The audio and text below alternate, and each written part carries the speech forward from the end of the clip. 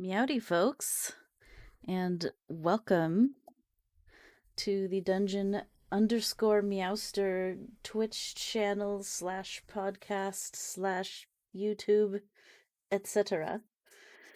My name is Dungeon Meowster. I use they them pronouns, and today we have some lovely guests from around the world to play some tabletop role-playing games with us. Hooray! Hello, everyone. Thanks for Hello. joining me today. Hi. So Hello, exciting. Hello. So very briefly, maybe we can go around the virtual room and introduce ourselves with names and pronouns. For those watching the stream, our Twitter handles are underneath our names with the @ sign in front of them. So if you like one or more of us and would like more of whatever we do, you can find us on the tweeting place. So first we have Muiramme. Will you introduce yourself? Am I just introducing myself or my character as well? Let's do yourself, and then we'll have Timbo guide us into the TTRPG and character intros. Hello, I am Muiramme. I use she, her pronouns. I mostly hang out with the lovely Meowster when given the opportunity to play games. I I do support roles. That's my thing. If you follow my Twitter, you will find literally nothing. I haven't posted there in like a decade. So It's been at you're least all 6 warned. years. You're warned. It looked But I'm weird, happy though, to to be not here. have yours when everyone else has active That Twitters. is very fair. That is me. My name is Jack on the internet. I go by the name Dungeon Meowster. My pronouns are they and them, and I'm lucky to have met all these other people. Check.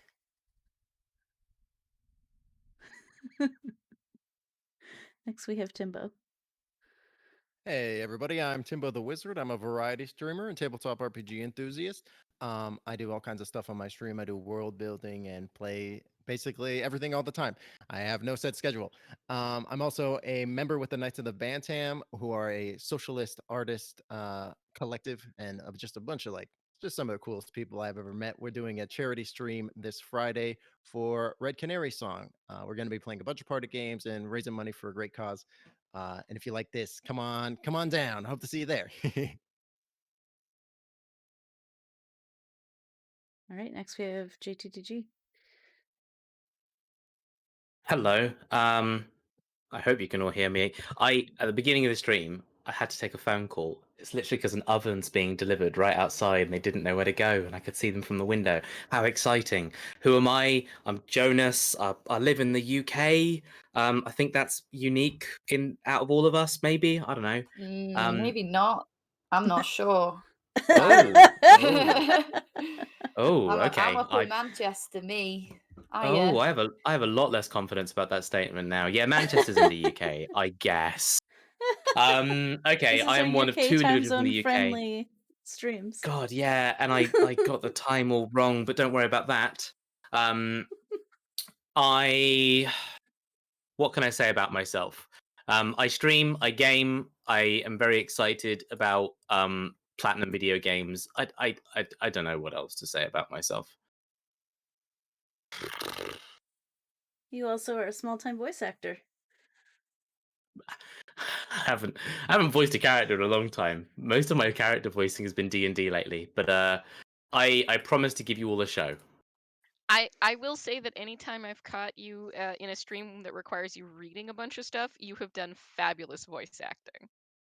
Thank you. Yay. So next we have Prue.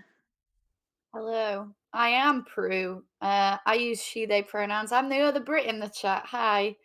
I play a lot of tabletop role-playing games online, usually over at Chasing Tales, and I'm excited to be here with Dungeon Meowster and all of you.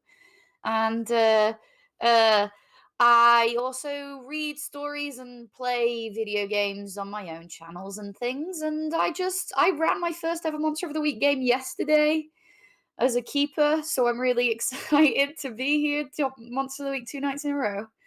So that was fun. I hope the plot of this isn't beheading Prince Oberon, the Fairy King, because if it is, well, oops, me and Timbo have the same brain.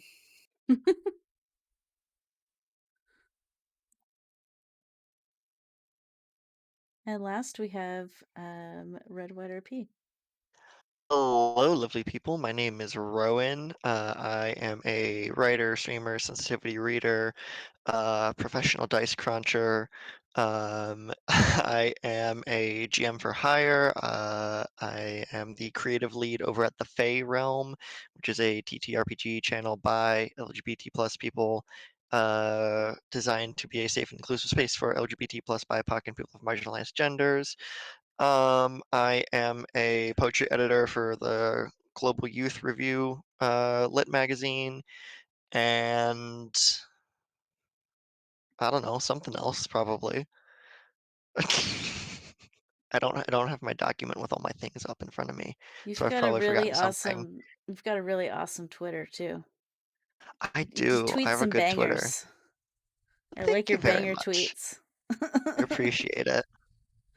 I should step it up. I've been kind of slow there lately. Yeah. That's okay. There's so many things to do in a day. There's so many things to do, and I just keep putting more things on my calendar. I just should stop that. But I'm not gonna. So, a little more information about the Dungeon Master community. You can actually join these Wednesday one-shots. If you join our Discord server, you can sign up and to show your interest. There's a looking for group channel. And if you do sign up, if we have more people that sign up than there are spots, then it is the game master or narrator or storyteller or dungeon master's call who is invited to the game. But this is a community one-shot event it's like a community game night, but more dice than your average community game night. So please do join our Discord server. The information is in the link tree. It's also in our socials, listed all over the place. And if you're in the Twitch chat, it has just been plunked into the Twitch chat. Thank you, mods. Another aside, we do tip our mods around here. So if you have a couple bucks to throw towards the PayPal for our moderators and the other supporting folks that help the community, I believe strongly that everyone who contributes should get something. We're still sort of a baby channel, but we're doing our best to be equitable from the start. So there's information about that. Without further ado, Timbo, please reorient us to our story and adventure for the day. Already amazing. So first of all, I want to go ahead and say thank you to everybody for being here, and thank you all for volunteering to be a part of this game, and a special thank you to DungeonMeowtser for hosting and being having such a fantastic community and just doing such a fantastic job of making a great and inclusive space for just everybody. You're killing it. I'm in awe over here. But enough gushing. With that, we're gonna dive into the game. So it starts with, I'm going to describe this slightly like I like to describe things slightly like cinematically or like comic book esque. So we're going to start with an opening panel, if you will, of the moon full in the sky. It's hanging there. It's a cloudless night, and our focus is on the moon as we like close as we go into this scene, and it's just perfectly spherical and bright hanging up in the sky there. And as the camera slowly tilts down, we find that we are on a college campus, and you see like there's just some college kids out like hanging out, like they're maybe at like a frat house and they're having like some kind of party. You see that some people are clearly intoxicated, and and they're just kind of stumbling to and fro, and you hear like just loud kind of trashy music is being played, um and we focus on the front door as a couple of college students wearing like football jerseys. They stumble out, and they're just just talking like about they're talking about the recent football game that happened, and uh, they walk off from the party, and the camera follows them almost as if from the bushes, kind of peering at them, watching them as they pass. And the three of them, they're just shooting the shit, having a good time, a little, maybe a little drunk.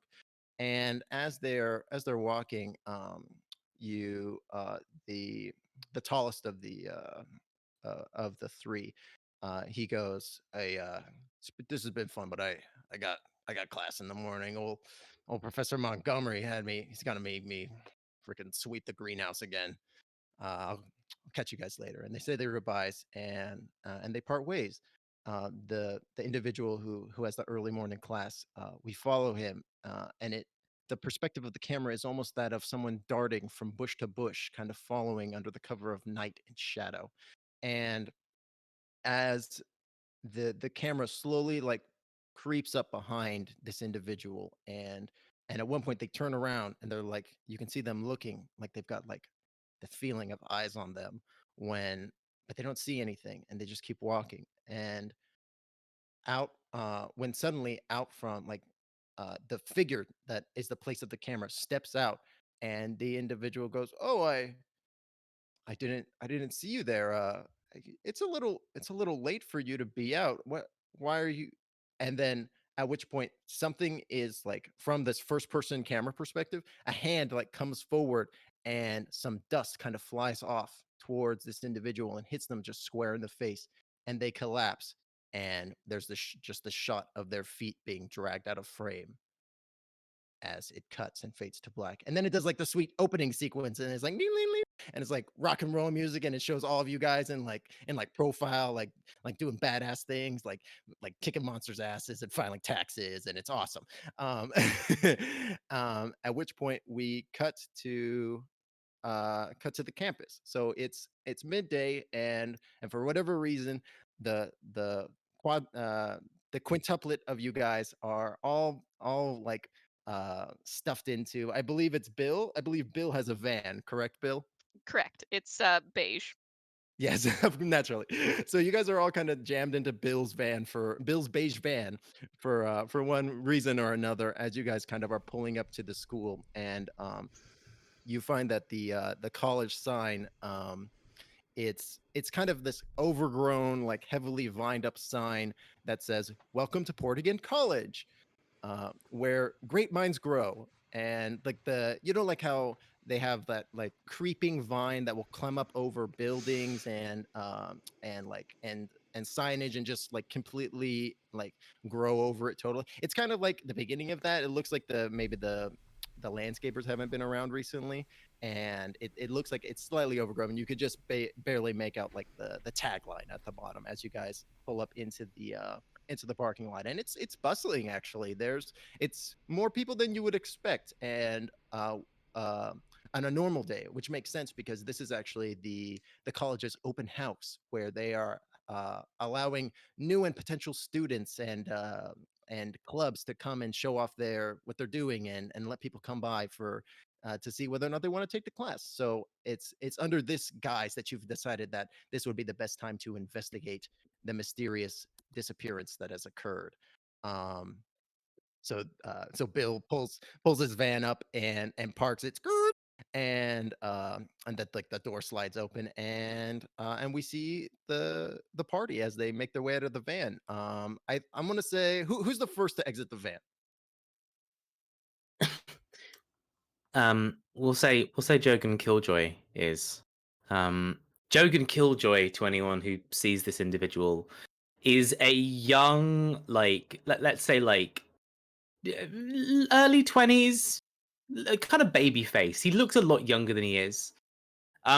If you were to bump into Jogan Killjoy in the street, you wouldn't know that this man is capable of some of the most like brutalist hits, the most like slickest kind of operations and the underground like agencies.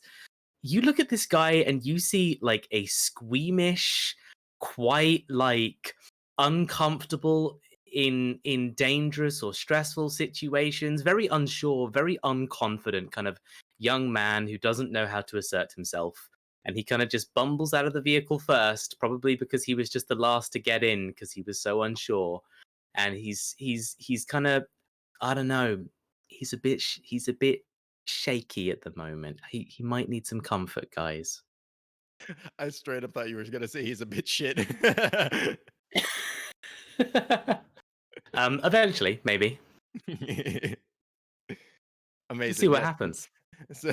So Jogan goes kind of tumbling out of the van, like he kind of maybe trips on the step, but he catches himself before he tumbles down to the ground. And he's there kind of looking around, maybe a little nervously at the bustling crowd of people as they're making their way into the college.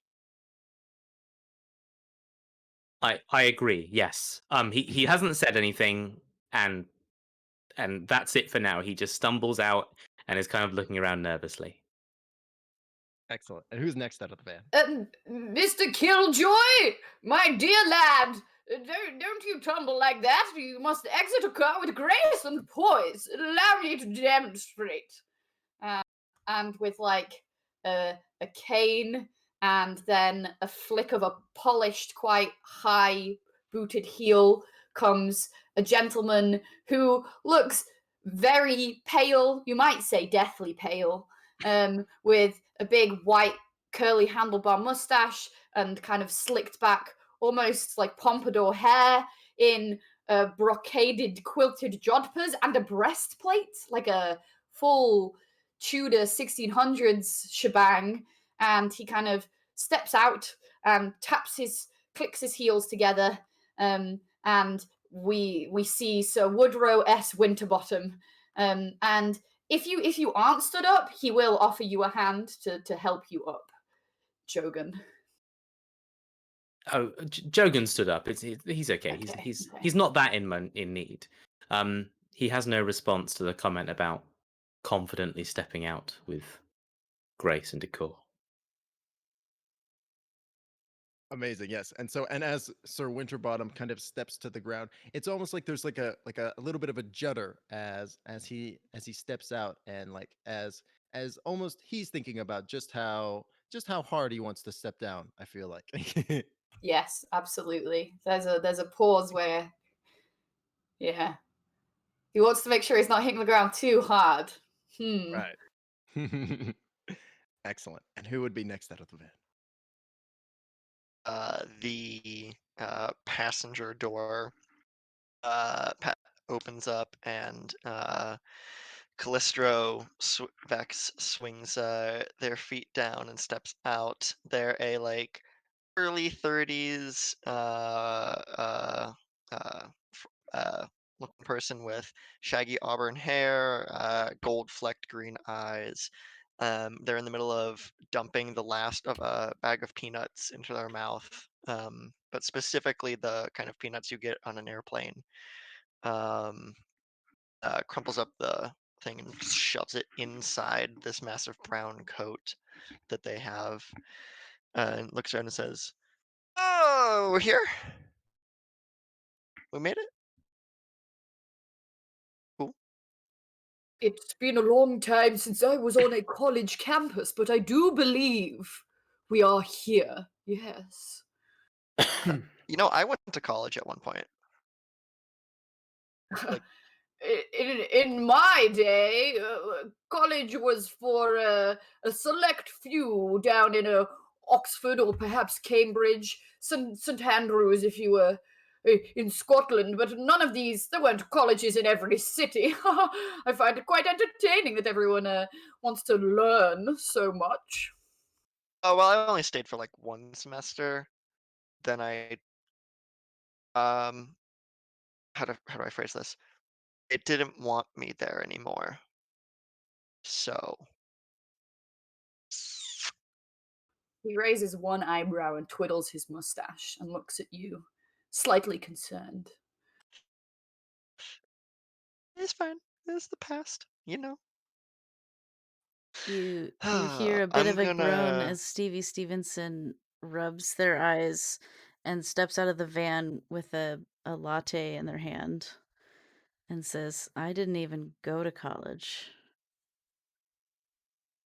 Ooh, okay, we have to swing by the bookstore then.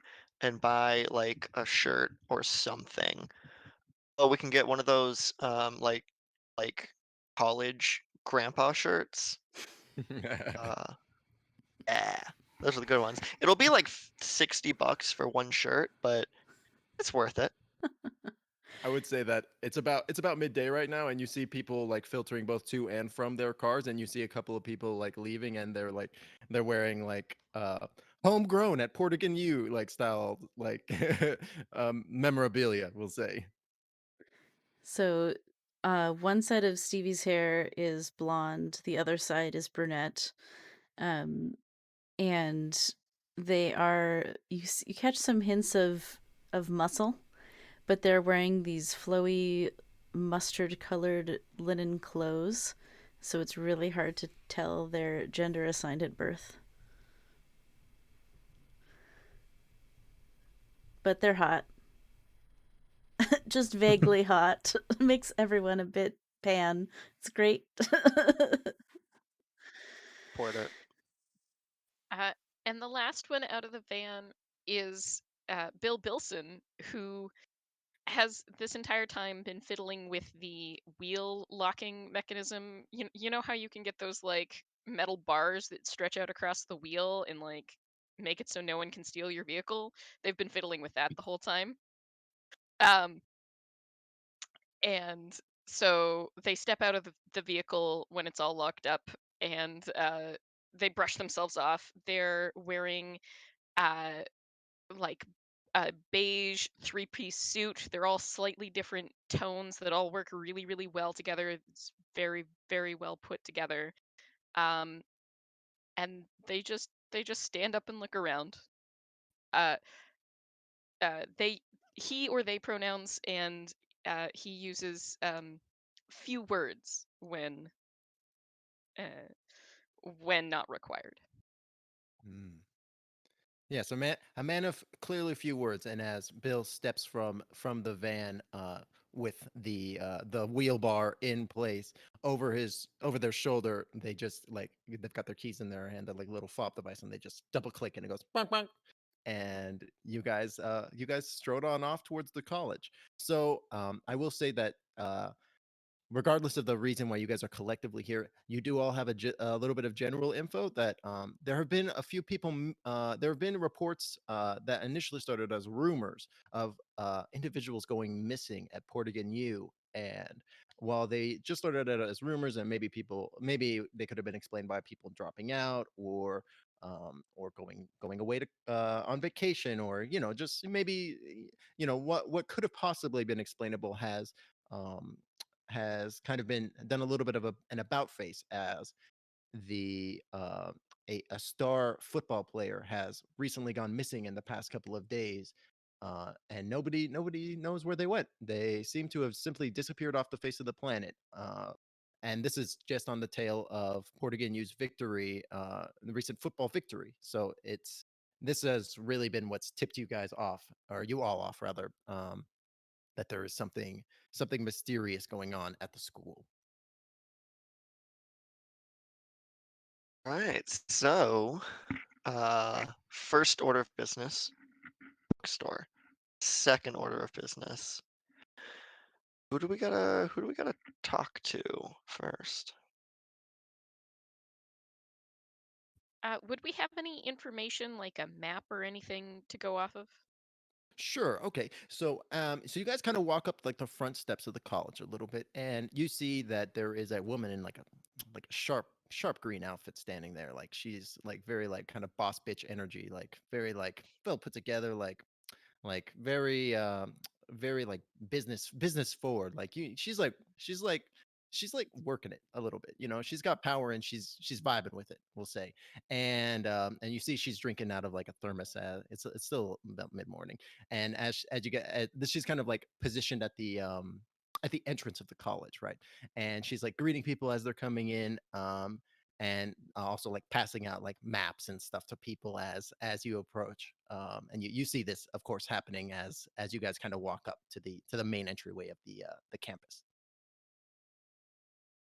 As we all shuffle up to the school, just if anyone needs a physical descriptor for my character, just think of Vincent adult man from BoJack Horseman, which is 3 young children stacked on top of each other in a trench coat and a hat. Just imagine that's my character eternally. You'll notice my character kind of shuffles behind Callistro Vex sheepishly, and then just spends most of their time kind of head popping out just so they can see what's going on in front.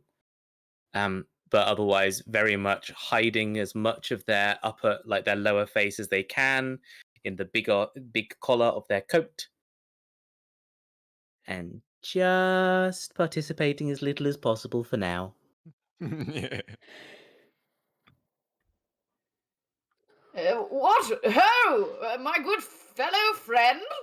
I would implore that you pass us one of your map doodles that you have, please, if you would. Oh, yes.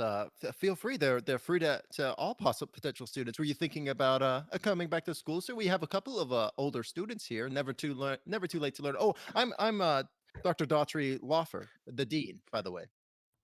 The dean, you say? Goodness! And I like bow very like dramatically, and then stand up from my bow, and I'm like, well, perhaps I could return to some schooling. It has been a very long while since I tested my philosophical wits against anybody else. But my friends and I, we heard some sordid tales about recent happenstances at the university here. I don't suppose a star football player comes to mind. And I will say, OOC, my character has a very low charm. I'm trying to roleplay them like a bit of a silly Billy. If any of you ever want to interrupt my character and make him like shut up because he's saying too much, I will not be offended. That is totally fine. Go ahead and since you're attempting to manipulate the person to give them a little bit more information, why don't you go ahead and roll manipulate someone?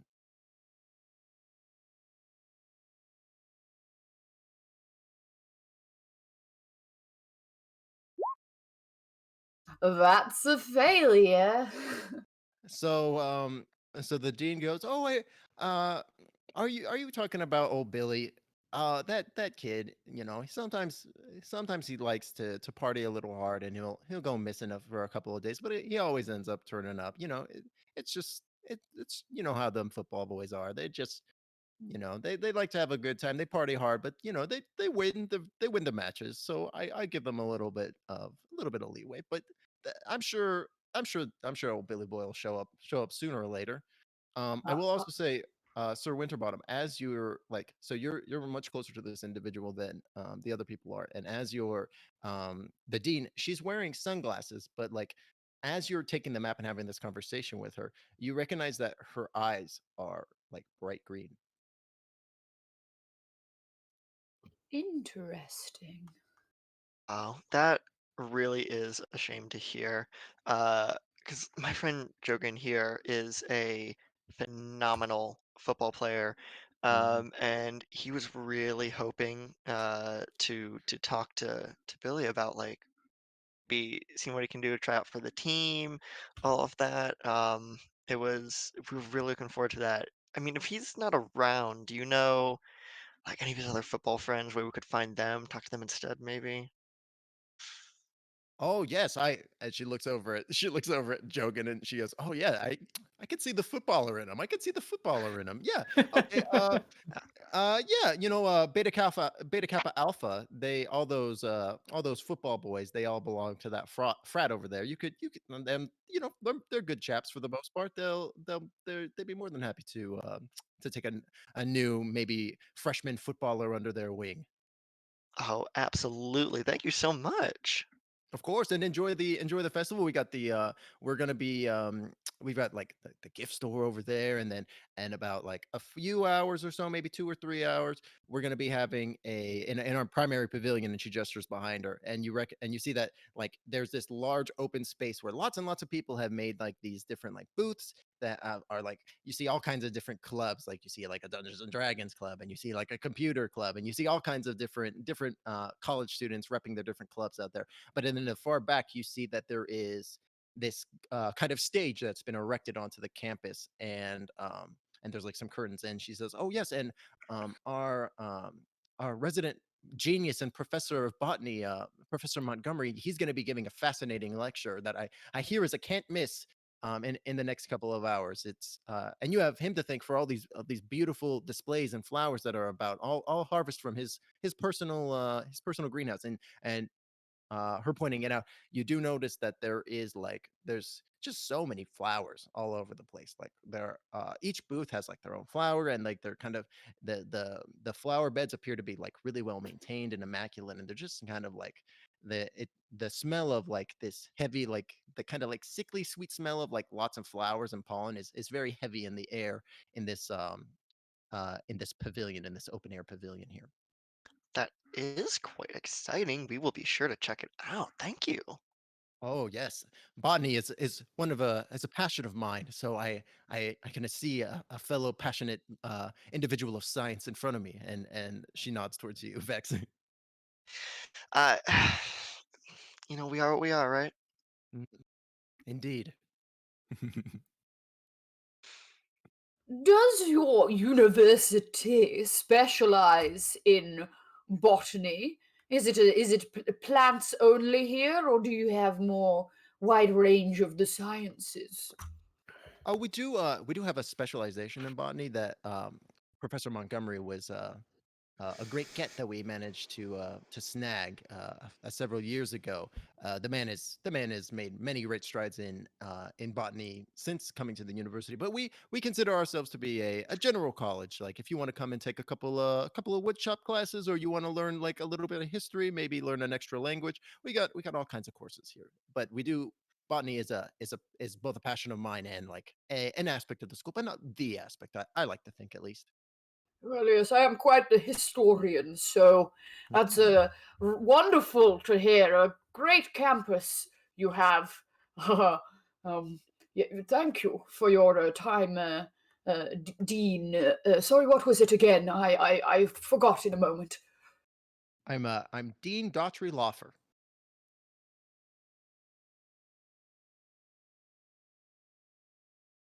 Thank you. I suppose perhaps we should go and for lovely Killjoy here, go and speak to some of the football players. I wouldn't mind having a chat with Montgomery. I knew a Montgomery back in old Blighty, Earl of Sandwich, don't you know?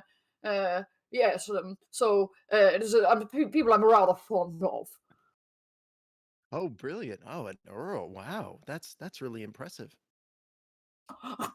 Thank you. Yes, I do move in the upper echelons, as you might say. And then, as I say that, I give side eye to Bill, because Bill's trying to tax my family. Bill looks back coolly, just directly meets your eyes, stares at you. I lose the staring contest. I look away first.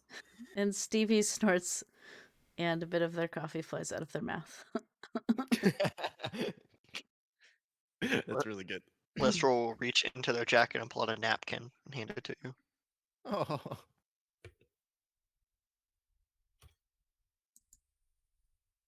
All right, well, I'm amazing. gonna Yes. swing by the Oh, bookstore real quick, and then who wants a shirt? Yes, I'm getting funny looks! And I knock on my breastplate. Doesn't make any noise. All right. 2 shirts? Just 2 shirts? We sure? Okay. I'm gonna run off and buy 2 Um, shirts and an umbrella. You didn't see it, but Jogan had his hand up just meekly behind Killjoy. Aw. I will get Jogan a shirt as well. 3 shirts and an umbrella. Then we're good to go. amazing. Yes. So Callistro ventures off and buys these small little knickknacks and remembrances from what is sure to be a lovely day at Portigan. And comes back in. Do you put the shirt on? 100%. All right, nice. Just Me on too, top of me like too. on top of your clothes, everybody's just like, yeah, now we're students here. I love it. That's brilliant. Yes. So you guys are you guys have been escorted in and you guys now have free reign of the campus. So where would you all like to go? At this stage, Jogan is going to hand Calistro 1, 2, 3, 4, 5 bits of paper. And Calistro, are you going to read one of the bits of paper or all 5 of them? I'll read all of them. Okay. They all equally say the same thing. This boy's name is Jogan Killjoy. He is here to perform a special task. Please lead him to the bad thing and then let him have a nap. Yours sincerely, the agency. Sounds Now, good. Jogan then kind of gestures in a way that it's like you should hand one to each of the people. I will hand one out to Stevie and Bill and Sir Woodrow S. Winterbottom. And Jogan's looking at you more. What about the 5th one, his eyes say? Have I read too many characters? You know what? No, I'm wrong. Okay. He just So there are 4 scraps of paper. Calistro just hands it back to Killjoy. Yeah, that's what I was thinking. Yeah, here you Hand go. the last one back. Just hand the 5th piece of paper back to Jogan Killjoy, and he'll just like The he'll middle look one. confused, and then he'll count. He'll count everyone and go, "Hmm." Jogan, have you done the thing again where you count yourself? Okay. Don't tell them I made a mistake. I would never. Your secret's safe with us, boy. I need this job. I love the idea that like on the piece of paper it literally just says the agency too. Like it doesn't specify what agency, just the agency. Oh, which one? You know which one. Speaking of strange goings-ons, we should probably maybe speak to the other footballers, perhaps. But did anybody perchance notice Ms. Law's eyes? They were grippingly green. Like more so than a normal person's eyes should be, or I think that's why she wore the darkened spectacles that she had. they're called sunglasses. Sunglasses, yes. I Yes, they're- apologize. They're an entirely strange concept to me. Did you know, back in my day, a glass window in your house was the greatest sign of wealth? The working classes, they had to have wooden shutters, and like he just rambles on about like how glass is a marker of wealth, and like you're all probably used to this after the drive over here, so you could feel free to ignore him. So very Bill- like no. special Bill just interest started info walking. dump. Yeah, no, we've had this discussion 3 times already. So Bill just starts walking over to the direction of the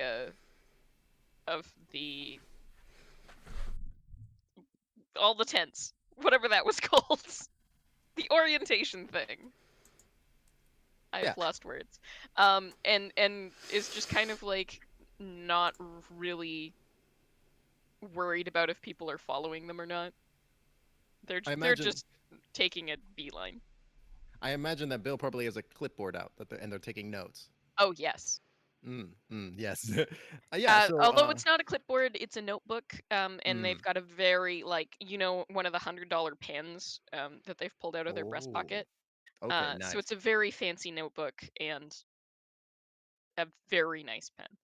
Okay, yeah, great. So, Bill, as you're kind of like, as you're kind of wandering off into the pavilion a little bit, taking in the sights and the other students that are milling about, you just overhear bits and pieces of conversation that range from people that are excited about Professor Montgomery's Professor Montgomery's show today, and that he's going to be unveiling something he's been working on for a while now, and you also hear other people talking about like the mysterious disappearances and how is is something going on, or are lots of people just getting sick? It's you hear lots of questioning going on, and then of course on top of like the normal discussions of this general college stuff of like, man, what did you get on this last paper, that kind of stuff too. Any tidbit of information that I might hear about people going missing, I would just jot down some little notes. If especially if there's any like locations on campus that would be mentioned. Okay. I'm gonna say, give me. I'm thinking this is gonna be like an act under pressure as you're kind of just trying to like eavesdrop slightly, trying to listen into all these different convos that are happening at the same time. Okay. So that's a roll of cool.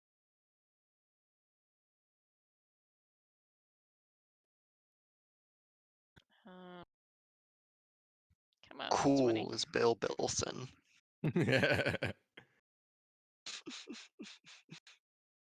I don't know why this is not letting me roll this. I'm just gonna roll some dice in Okay. person.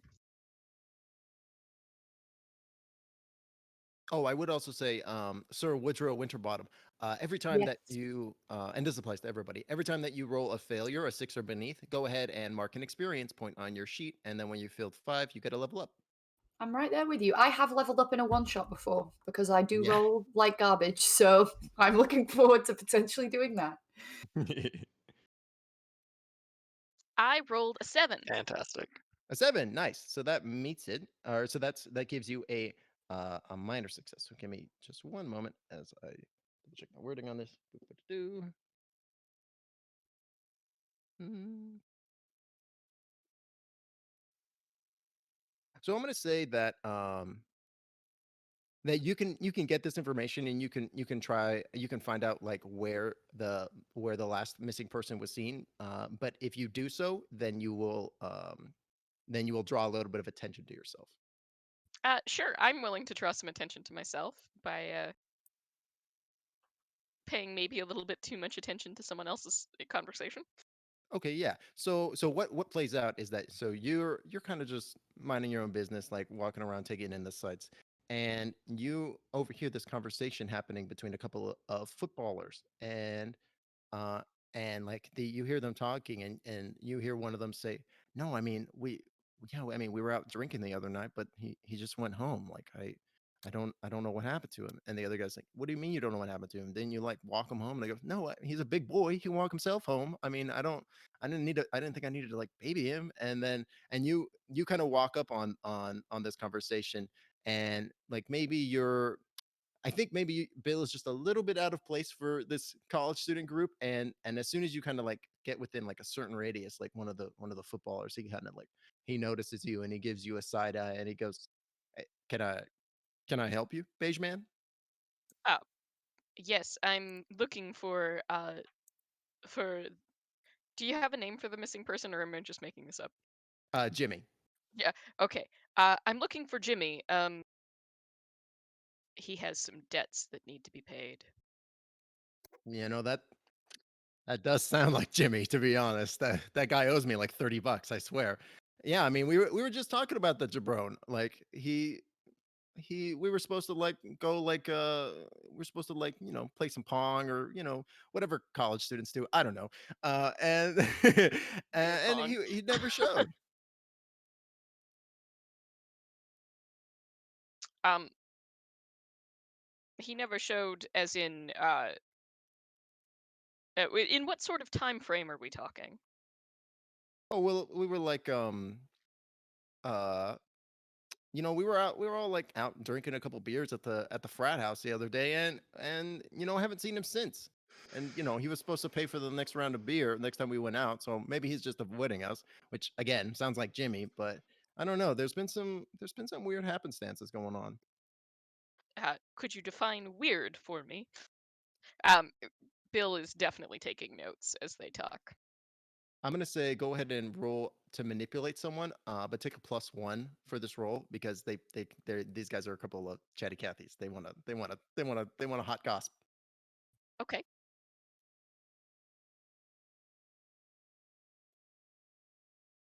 Did that actually work this time? No. Oh, no, there we go.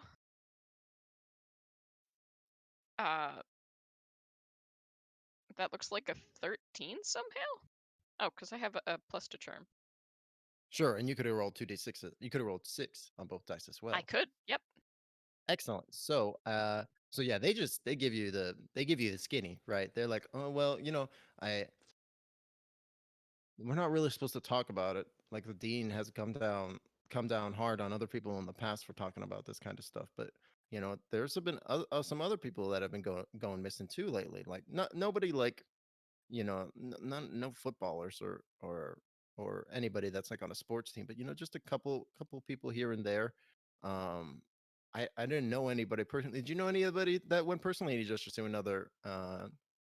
to another football, and he goes, yeah, old Susie, she was in my astronomy class, and she hasn't been around for a couple weeks at this point. I figured she's got like she had just something going on, but it's a little too convenient. I don't know. Bill will nod decisively and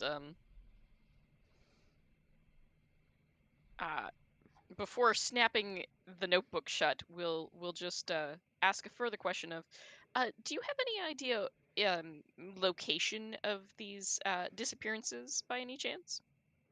Well, the last place we saw Jimmy, he was walking home. So Where would home be on the on campus somewhere, or? yeah, he lived on campus, and they'll give you general directions to Billy's apartment. Okay. Bill will then decisively snap their notebook closed and walk off. With a small bit of thanks. Yeah, if you find Jimmy, tell him he still owes me $30. Oh, he will pay his debts. Amazing. And we could say that this little scene was playing out while Vex was going off and doing their little shopping and coming back, and everyone's suited up now in Portigan U colors and and aesthetic. Do we want to say Bill goes and rejoins the group? Certainly, that seems like a good choice. What are the Portigan U colors? Oh God. Dark blue. I was gonna say green brown, but we'll say dark blue as well. Green brown and dark blue. Combo. You can have multiple colors, right? That's not a problem. I think that's so fine. like the colors of a very basic Earth logo. Yeah.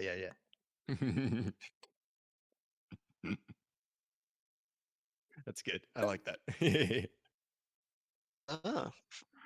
Bill, did you learn anything interesting? Well, we do have some reports of disappearances, and specifically the person I'm looking for today appears to be missing. I was given directions to their apartment. Would you all feel like investigating? That sounds like a good idea. Right? They were taken somewhere between the frat house and their apartment, right? So if we start at the apartment and work backwards, maybe we can find out where they were taken from. That seems logical. I concur with your plan. Guys, this sounds really dangerous, and I don't know if I want to go. What ho, laddie? I'll protect you. I'm Sir Woodrow S. Winterbottom, don't you know? I'll keep a good close eye on you. And he does like a very he thinks it's a roguish wink, and it's a horrible wink. Thank you, Sir Woodrow S. Winterbottom, for the offer. I just think maybe we would all have a nice time if we just had, I don't know, marshmallows over a fire or something rather than something dangerous something. We can have marshmallows later, all right? Besides, You promise? I promise. It's the middle of the day right now, anyways. Fire in the middle of the day, kind of lame. Fire at night, but it's the best kind of fire. Callisto, do you remember when you replaced my marshmallows with fire lighters? That wasn't fun. It was fun for me. Ah. It'll be all right. It'll be all right. Don't worry. They'll reach into their jacket and pull out whatever Jogan's favorite candy bar is, and just hand one over. Yay! Jogan is now noticeably more forthcoming. And Stevie also does a little trick of the hand in the hand that is not holding the latte, and all of a sudden there is this large rice marshmallow treat, because Jogan had just mentioned marshmallows, and also hands that over. It seems to have come from nowhere or thin air. Jogan does not care for the origin of the snack. Jogan takes the sweet snack wholeheartedly. His eyes are lit up. He is now clearly more invested in whatever will give him more sweets. He's on board. He's in. More of that. There's more where that came from, or didn't come from. I don't know. Details. Shall we? I'd like to. You said there's like flowers just everywhere, right? Mm-hmm. Along the way, I'd like to pick one of the flowers and just like look it over as we're going by. We're Okay, sure. walking. Absolutely. So as you pick the flower, you recognize that despite them being like literally all over the place, the flowers themselves have not bloomed. They are still in like this kind of like closed bud, and you're not sure, maybe it's not in season for them, or maybe they're that special type of flower that needs like light in order to bloom, or maybe they bloom in darkness. You're not 100% sure, but it's quite a big flower though. It's like maybe the bulb is maybe, or the bud is maybe about the size of your closed fist. They're quite large, and they're kind of like dotting all over the place as you're kind of making your way. And as you make your way like on campus, heading away from the pavilion more towards where the frat house was, um um as you're making your way there, you recognize that there are the same plants dotted all over the place. That it seems to be whatever kind of plant this is. It seems like the botany professor has been going overtime planting and making the grounds feel festive and welcoming, with all these plants placed all over the place.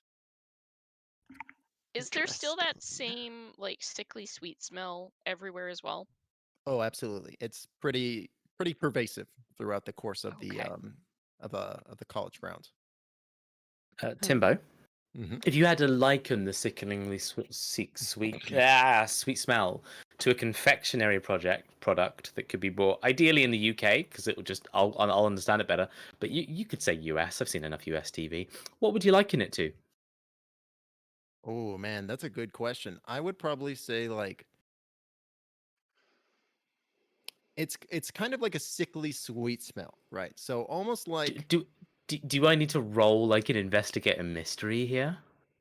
uh, I would say that you wouldn't need to roll for that. I'm gonna give this one to you for free. It probably smells like the way kind of taffy can taste. You know how like taffy can be like this really kind of like sweet and sticky and like kind of unctuous kind of flavor. It's kind of like that, but with smell. Cool. Fun fact: never had taffy in my life, but Really? Shit. I'm gonna pretend. I'm gonna like use American media to inform my nose on this one. Picture some taffy in your mind's eye. Exactly. And I think I'm doing an okay job. So where in the walking order is Sir Winterbottom? Are you towards the back? I was wondering if he's maybe actually at the front, like leading the charge. Let's go. And I was going to also say that because we're walking over, I'm going to keep my eyes out for scuff marks, soil, or tire scratches, or even finger scratches, I guess, in case we can see the sign of a kerfuffle that went down. But yes, sorry, Meowster. What also were you going to do? Oh, I was gonna say, Stevie offers you some of those darkened spectacles you were speaking of. Oh, goodness, I suppose. Yes, thank you very much, Stevie. You have been both a spiritual guide to me in these previous months, and also I see now physical aid is also on the table. I'm very grateful. And he takes them off and puts them on. You look cool with those. Stevie just continues to kind of Cool? follow along. I'm very warm. It's a warm day. I'm not cool at all. I suppose I am sharp. cool, actually. Oh, sometimes I forget. And he looks at his like deathly pale hand, and it's like, oh yeah, whoops. I guess I am cool. Offers you some sunblock as well. Ooh. Oh, thank you. I'm not sure that I need it. My corporeal form does not crisp in the sunlight, but I shall whack it on anyway. And he squirts some out and starts putting it on. But I will also try to keep my eyes out for kerfuffle signs.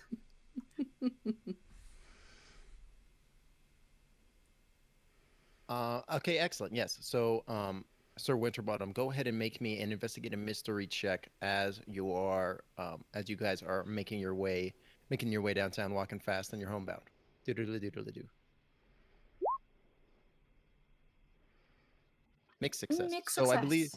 I believe that nets you one question. Yes, it does. I'm going to ask. Well, because I'm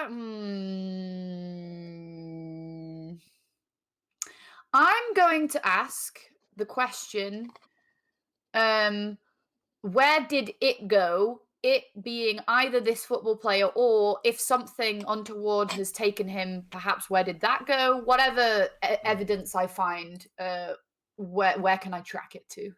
Okay, gotcha. Yeah, so as you guys are making your way from this kind of general pavilion area out down the alleys and kind of out towards like the kind of backside of the university, you head on the pathway that like the most direct line from the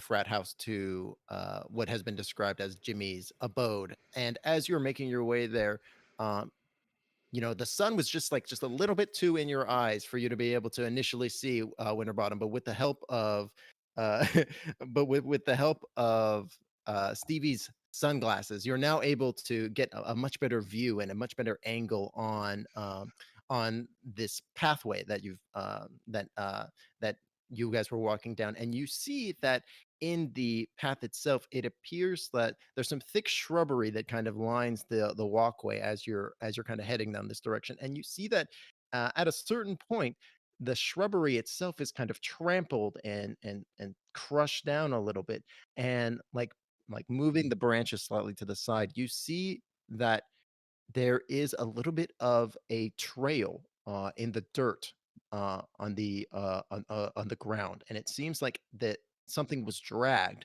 through the bushes off into off like further into like the greenery. Baha! You see here the shrubbery? The shrubbery has been tampered with. I believe perhaps there was a kerfuffle. Do you see?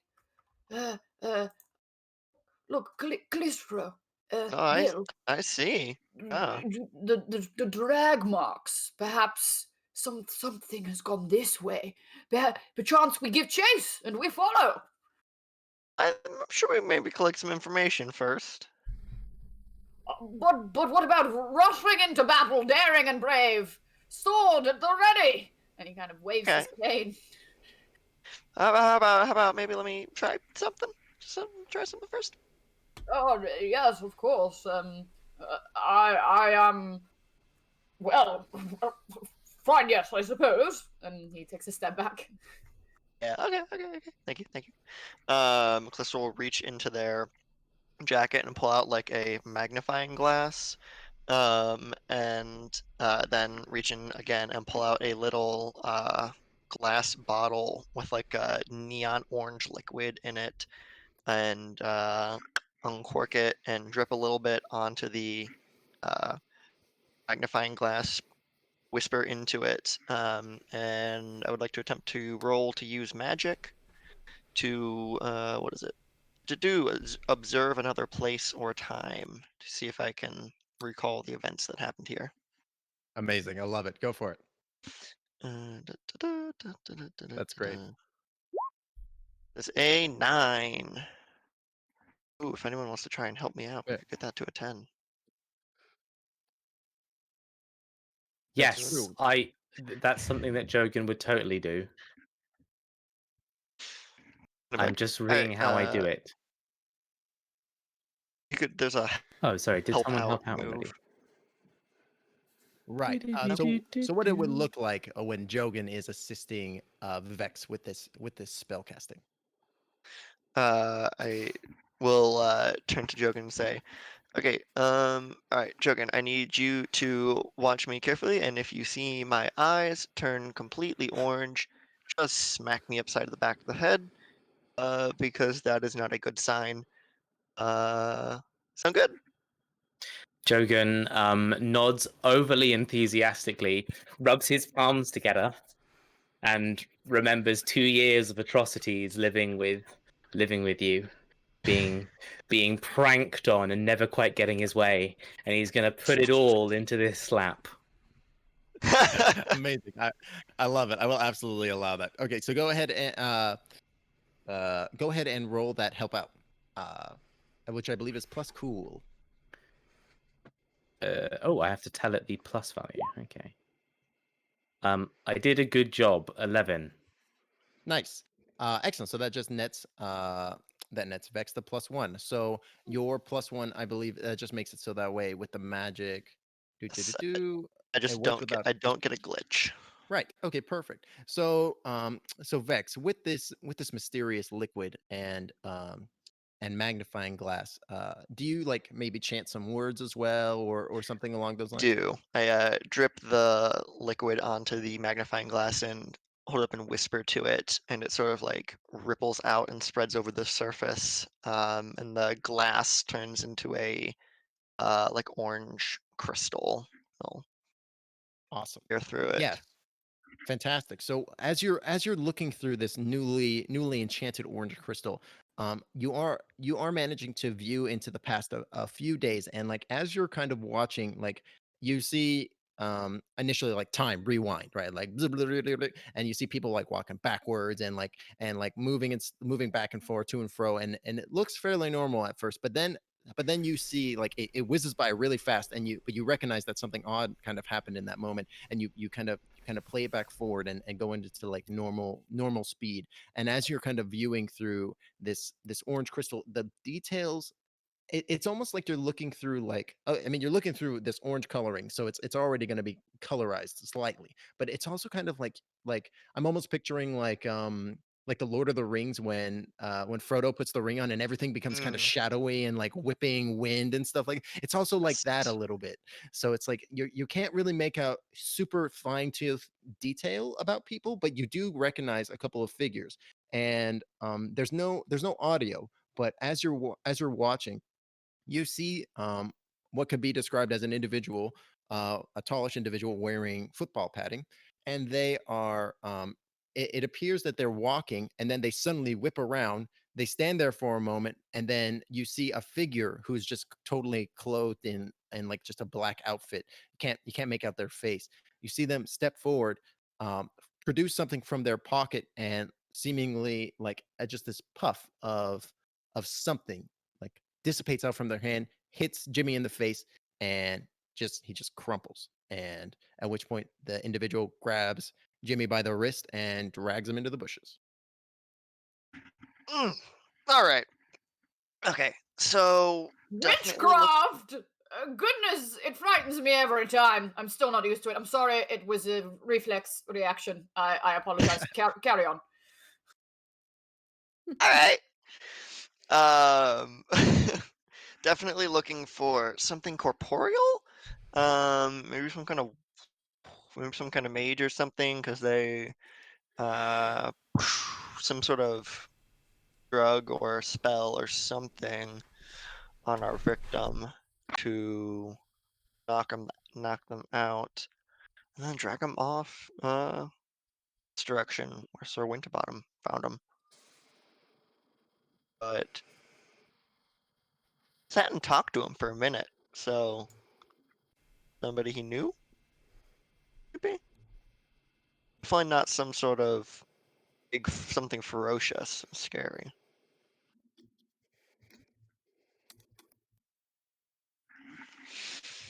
Bill has been yet again taking copious notes in their notebook, and again, when they're finished, they just decisively snap it shut in like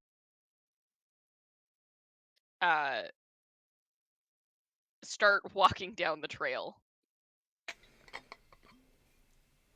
Either assuming everyone is just going to follow them, or just like, I'm doing my own thing. I know this is a bit metagamey. I have a question. Do you have the mundane move that means if you just walk into danger with no help, you get loads of bonuses, or no? No. Okay, I will follow I'm you not then. doing that. I didn't know if the reason you kept going off alone is you had the going off alone move that I know the mundane has, and I didn't want to No, keep spoiling I have a panic that. button, but I do not have Okay, the. cool. Then, because I know I'm not spoiling your move, I'm not trying to split the party, just to be clear. I'm playing this person as a.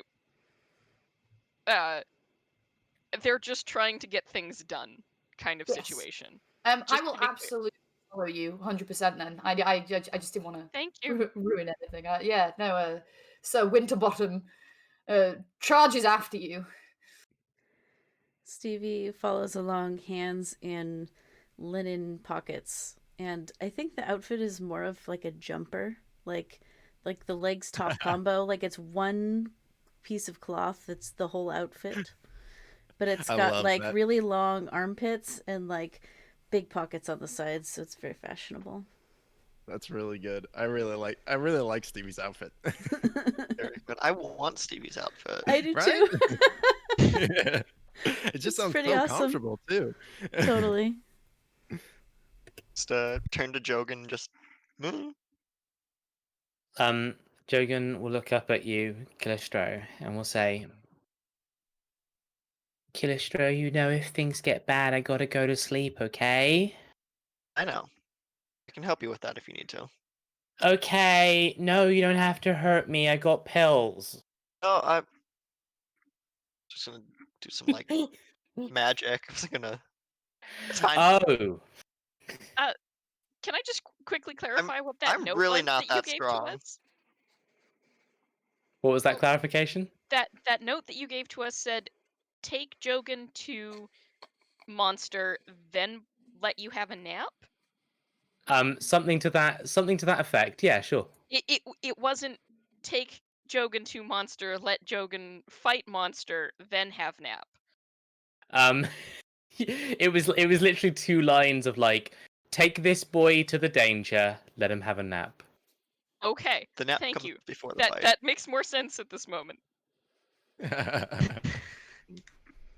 And Jogan will sheepishly go behind Calistro and wait for Calistro to start walking. Amazing. Awesome. So yes, so you guys follow. The party follows the trail of drag marks through this shrubbery and greenery, which takes you kind of out back behind the college a little bit. You're still somewhat on campus, but you're in like the surrounding forestry area that kind of exists. The whole campus is kind of sided by forest, and but you're not in the forest for very long. As you follow along this trail, it leads you out kind of around the campus and then back into it, and you find that you're while still on campus grounds, you are now in the greenhouse section of the campus, and you find that the trail marks lead into the backmost greenhouse.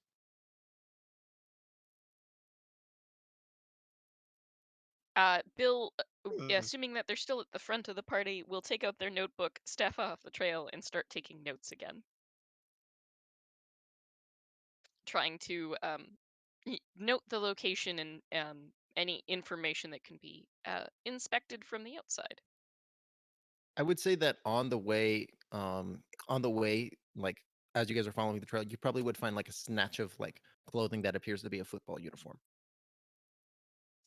That's not great. While you make your writings, onward I will go. I will go straight to the source. Follow me if you're brave and daring. And I'm going to just go up to like the greenhouse itself and try the door. The door is locked. We'll take the football uniform and shove it into my jacket. We need to get in there, or One moment, if you could, everybody. It's a little uncomfortable when I do this, but I shall. And please, can I use my incorporeal move to just go through the door? Absolutely. Sir Winterbottom just walks through the glass wall into the room, and when he does so, the shirt that he was wearing, the Portigan U shirt, it just falls to the floor. Is it like latched from the inside, and I can open the door from here and let my teammates in? Yeah. It's super straightforward to open from the inside. Yeah, that's what I'll do immediately. Enter if you dare. Welcome, all of you. Out of curiosity, how clear is the glass in this greenhouse? Like, could we have investigated it without going inside? The glass on the greenhouse is pretty fogged up. It seems like Okay. it's fairly humid inside of the greenhouse, and like peeking up against the windows, you don't get the clearest view in. On top of like and it seems to be there are vines growing up the sides of the interior as well. So it's kind of it would be difficult to see into the greenhouse. Okay, thank you.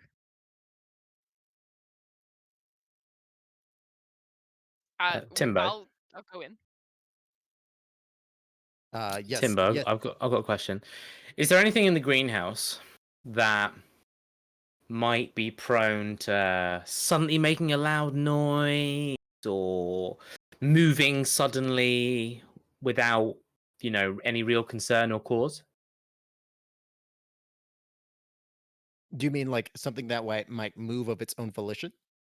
Something that might scare Jogan? I would say that. I mean, we'll say. Well, does Jogan know that Sir Winterbottom is a ghost? Because that might scare Jogan. Yes. Okay. Because we have a history, if you remember, but it hasn't come up yet. Right. Mm-hmm. Right. Okay. So in that case, I would say that there's probably like a piece of pottery or two that's like up on like one of the work tables that is like maybe in a bit of a precarious position. Okay, good to know. Thanks. Move on. Carry on. Don't worry. No worries. So Jogan, Bill, Sir Winterbottom have entered into the greenhouse. Have Stevie and Callistro entered as well. Callistro would hang back for a second to sort of scope the area outside and just make sure that no one is looking at us or watching us, and then it's all clear to move in. Okay, yeah. So the greenhouse itself is fairly large, and there are a couple of other greenhouses like to either side of either side of it. So there's like a few of these different greenhouses that are kind of lined up, and you give it once over. Do you like walk around and make sure that you're clear on every side as well, or do you just like take a look from the side that you guys are entering in from? We'll do a peek around the corners, but not like a full patrol. Okay, yeah. So you give a quick little glance. You don't see anybody coming up. You don't see anybody like watching the greenhouse as you guys are performing this B&E. Not my first. It won't be my last. It's the simplest break and enter. Just rely on a ghost to walk through walls. It's really just an enter. Yeah. Yeah. Didn't break a single thing. Sir Woodrow, we should hang out more. What? Oh, yes. I suppose. Are you always with this one? And I gesture to Bill. More often than one would expect, but I do, I do get up to my own shenanigans every now and then, and feel like you might appreciate that, or at least I might appreciate having you there, if you know what I mean. Bill Well, turns so to long look as at everybody's you. being a jolly good sport and playing fair, I'm happy to be there. Never in my life.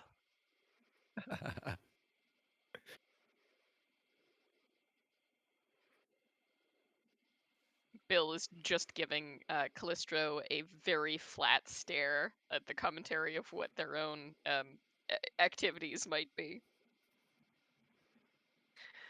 Listen, if I don't ever say explicitly what I do in my free time, then I'm not liable for it. That's how that works. Bill nods and continues with their note taking.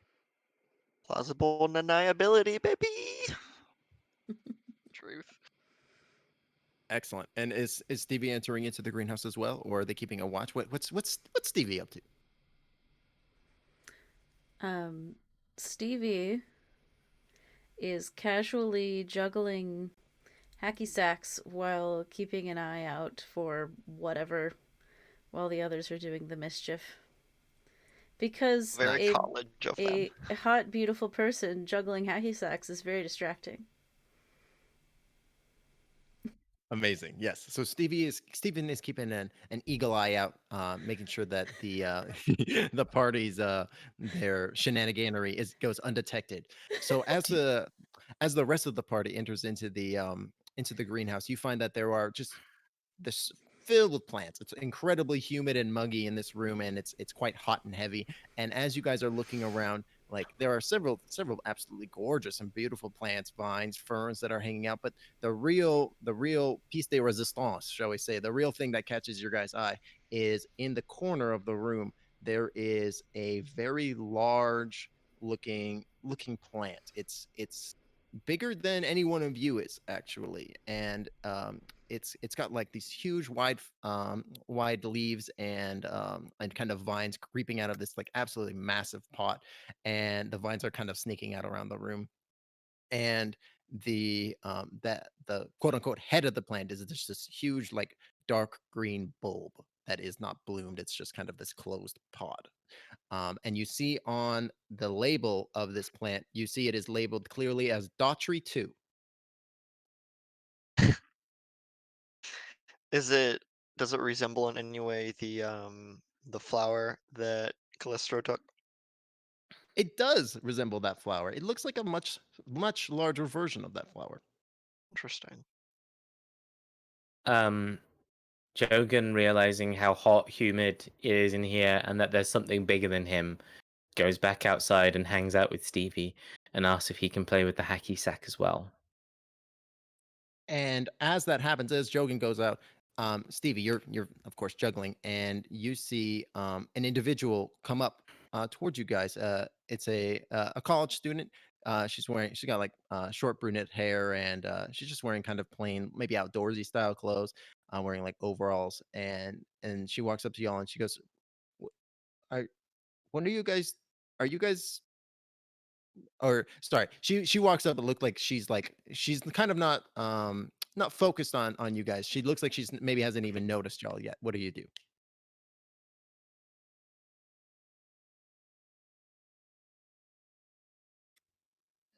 Sorry, is this someone who hasn't noticed us in or out of the greenhouse?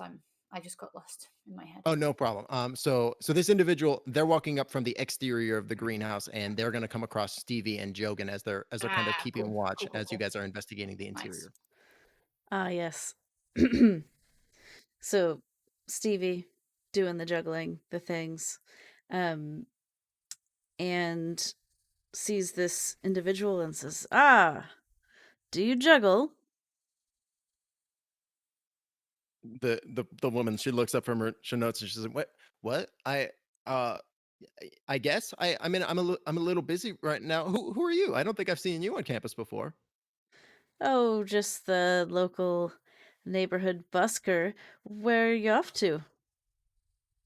Oh, I was just going to Professor Montgomery's lab. He said that he had a couple of tests that he needed me to run before his big show. Are you a busker? Are you so you're not a student here? What? Why is the greenhouse door open? They sort of produce this what are those things called? They look like bowling pins, but they're for juggling. Like the A Just call them juggling juggling pin, pins. perhaps? Oh, there you go. Hmm.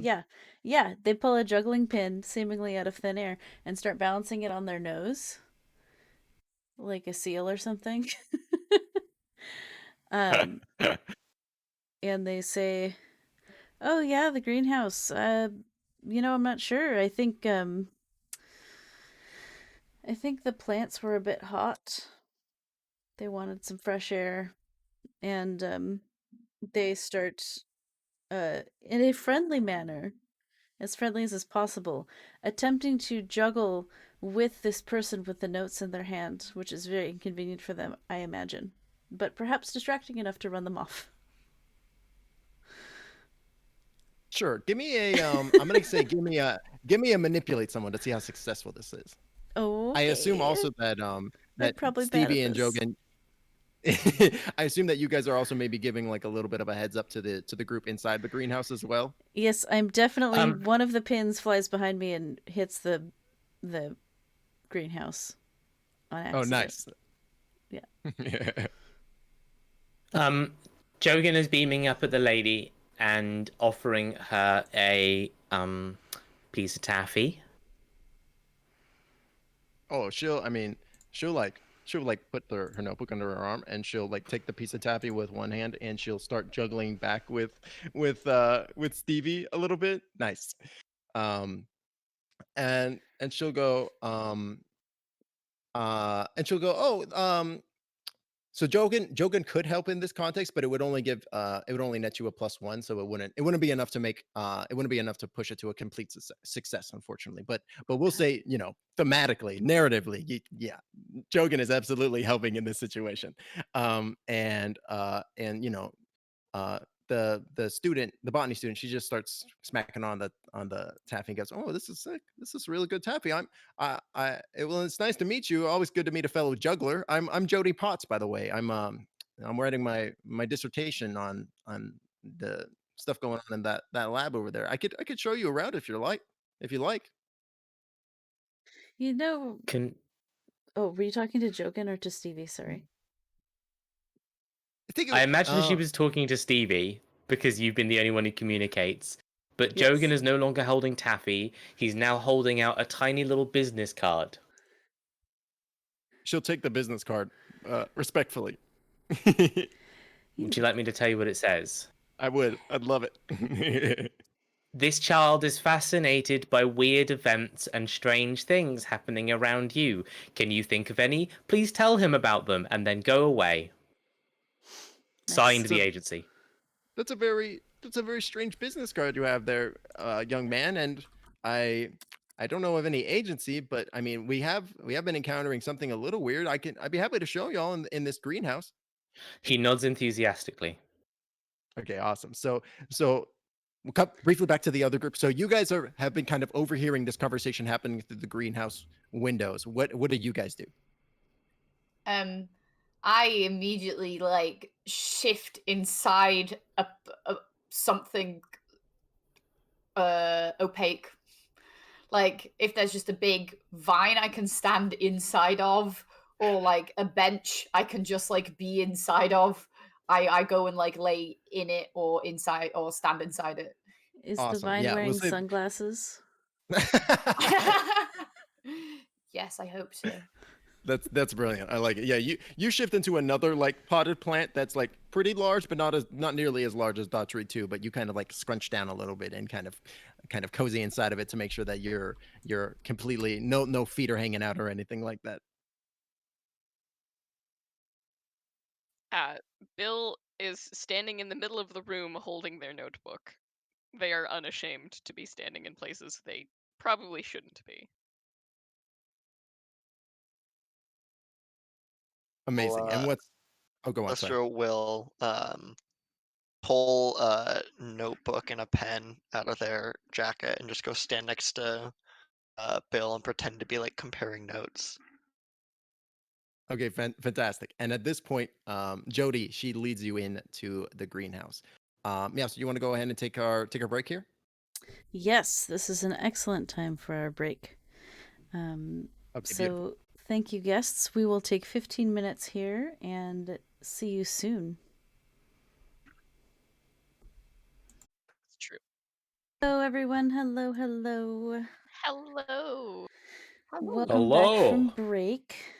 Before we launch into part 2 of our game, I want to say first and foremost, Happy Trans Day of Visibility, everyone. I forgot to start the stream with that. I'm non-binary. There's all kinds of gay happening on this stream, and there are fellow NB pals here as well. And so, yes, happy Trans Day Visibility. I also want to say a huge thank you to the folks who have been rating, who have been following the stream. I try to not do verbal shoutouts during the game because it kind of disrupts play. But since we're here kind of in between things, thank you, Gold Monster, Ben Newbon, Old Man Sanders for the follow. DJ Nerd, thank you for your raid. No Angel 13, thank you for the follow. Mad Banner _ thank you for the follow. We also met our community challenge for our Let's Play Legend of Zelda: The Wind Waker HD on the Wii U. I'm happy to say we already got our controller for that, the Pro Wii U controller. So that'll be a fun game that we play in the near future. Wars Dragon, thank you for the follow. Amelia, you rated during our break. Amelia TBH, I love that username. I'm pretty sure the mods got a shout out for you going. Blue Magoo, Adriana, and Chikel, thank you also for the follow. So many things today. Y'all. We also did receive a donation on Ko-Fi for the mods and various contributors to the stream. So thank you to the person that donated. I don't know if you want to be anonymous, so I'm not saying who you are, but you know who you are. So around these parts, we like to tip our mods and our helpers and our various folks that participate.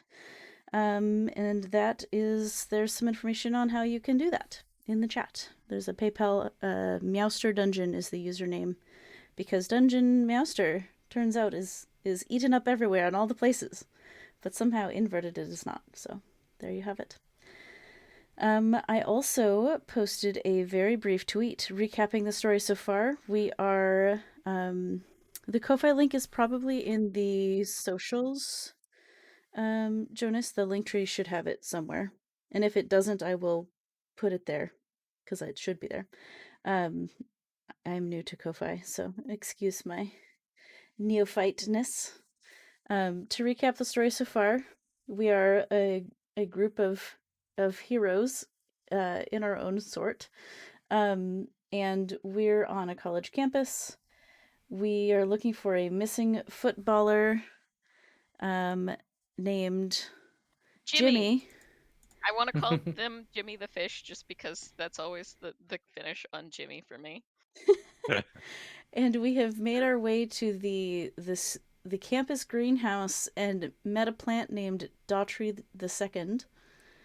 And there seems to be Jody Potts, a student writing her dissertation, who has arrived. Is there anything else for the recap you would like to include, GM Timbo the Wizard? I think you got it pretty succinct there. I think that's basically everything that's going on. So to dive back in, so Jody leads Stevie and Jogan into the greenhouse. She gives a quizzical look to both Bill and Vex as they're kind of as they're just in this greenhouse, and they don't necessarily look like college students, but they're writing stuff down. So maybe they're interning, or maybe they're also helping the professor. She writes it off in her mind, we'll say. And she begins to show you guys around. She shows you like some of these smaller plants that they've taken clippings off of Daughtry 2, and she begins to go into like this kind of high level aspect botany, which I personally don't know, but Jody knows. She knows all about. She's super into plants. And as she's talking and she's showing all the scientific data and stuff that she's doing, and professor's findings, she mentions his work, and she gestures to like a scruffy looking like notebook that is kind of like pages kind of tucked in at all different angles and stuff, and say, yeah, he's been doing some really incredible work on this plant back there. He likes to call it Daughtry 2 in honor of the dean, I think. But it's really incredible. He was barely able to keep it alive at first, but then he's made some form of discovery that he's been playing very close to the chest, that he's refusing to share with any of us. But I think that might be what the big reveal is this afternoon at the pavilion. But don't tell anyone. Okay, I don't want anybody to have insider news. And she'll continue like to just putter around, kind of showing you stuff. Um, she'll be kind of, I think what happens is like she moves over to like a lab table to um start showing you like a plant dissection, and her hand slips with a knife, and she cuts herself on the hand. It's a very small nick, but she goes, ow, and she lifts her hand up, and you just see this bead of bright red blood blossom from the cut, and slowly start to roll down her hand. And I'm gonna say, Bill, since you've kind of have this vantage point of being hidden away and kind of like up against the wall, go ahead and give me or sorry, not Bill, my apologies, Sir Winterbottom. Since you're kind of hidden in like in Yeah, the environment, go ahead and give me a read a bad situation of course. as you're kind of like observing. Okay, let's see what this himbo can do. Oh my goodness! Wow, I have a Plenty. -1 to sharp, so Very nice. So on a 10 plus, you can ask 3 questions. yes. So read about situation. I'm want to ask. Definitely, are there any dangers we haven't noticed? Also, what is the biggest threat here? And then I'm also going to ask, what's the best way to protect the victims? Those Okay. are 3 of the questions on the list I think make sense. Okay. So this all plays in wonderfully because um Sir Winterbottom, from your vantage point, I mean, you're a bit of an old chap. You've been around the block a little bit, and you see that as this bead of blood like is trickling down Jody's hand, you see that the large plant behind her, Daughtry 2, it slowly starts to shift and move, and you see that what could only be described as the bulb of it, it slowly begins to spread mouth like, and in said mouth you see these sharp spiny looking teeth, and it slowly begins to lean down, and you see it almost like imperceptibly slowly moving towards Jody and leaning down over her. Um, and so that answers dangers we haven't noticed and biggest threat, I suppose, unless there's a bigger threat. But what's the best way to protect the victims? Was my last one. Is there a way I can easily protect Jody in this situation? Everybody else is unaware of this situation that's currently unfolding itself. Nobody else has noticed the plant Okay. slowly become animate and Um, start to move. I'm going to burst out from my plant pot. Uh, uh, from my cane, I have pulled a sword, and I'm just like, oh, what ho! Treachery of the highest degree! Jody, look out! All right, and as you say that, the mouth just opens wide and comes down on top of Jody, like biting down on her top half. Go ahead and give me a roll to protect someone as you move Oh forward, my god, yes. and also take the +1 because you're acting on your information Okay. from that other roll. Aha! I Oh, would very also nice. like to use my Power of the Heart ability, which is when fighting a monster, if I help someone, I just automatically help as though I'd rolled a 10. Nice. So that nets you a 12, which right? I believe that's a 12. Yeah. Yeah. So I think that unless So you have the advanced move, it still just acts as the 10 plus. But um so Bill will just turn around and like give a mhm. heavy stare to the plant. Will stare down at the plant. You see some of the color slowly like drain slightly from the plant as it's moving forward. Um um so Bill, how does it look like when you protect someone? Do you like do you drag them out of the way or what does it Oh look like? yes, Bill would definitely pull someone out of the way. Okay, Uh, yeah. Probably in this case would literally like grab Jody and like help pull her out of the plant's mouth. Oh yeah. Preferably And before a proper bite has happened. yeah, it seems like it does look like Jody has been bit. Like it's kind of dragged, like closed its mouth around her and started to lift her up off the ground. But as you grab like one of her feet and you manage to just rip her free from the mouth of this monstrous plant, and you see like teeth just shatter and break out onto the ground and like almost snapping like twig like as this is going on. Um uh um Do I need to pick an extra from the protect someone I did? yes. I was going to choose, because it makes sense, all impending danger is now focused on Sir Winterbottom. Yes, I would absolutely agree with that. So with this, the plant has eyed up a new morsel, and it using these vine-like tentacles that kind of reach out from the plant. They begin to strike at you, and you take. Let me just double check. You take 3 harm as these vines come at you. Most of they do pass through you somewhat in order at your incorporeal form, but you do end up taking the 2 harm. Yes, because I suffer 1 harm less from my immortal move. And Um, you also feel like these vines are like trying to like kind of grab you and restrain you, but they can't really get purchase on your incorporeal form. They can't. yes. They're like just like tying themselves into knots as they are Um, attempting to grab you. I will call out, comrades in arms, my beautiful friends, watch out, it will try to grasp you. Stay back, I say, stay back. Um, Joy Jogan has something to say.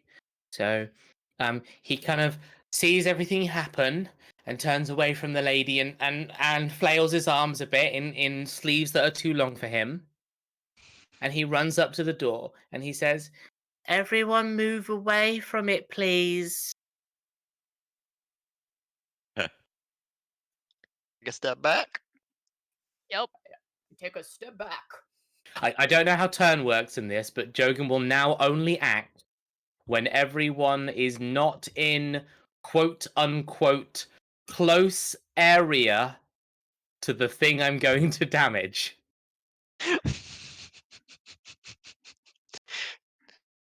Menace. Yeah, I mean, if everybody else steps away at Jogan's behest, or does somebody stay in close range, close quarters?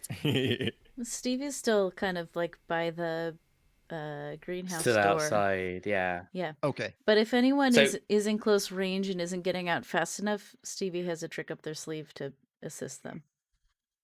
Can I do a thing before I back up? Yeah. What did you want to do?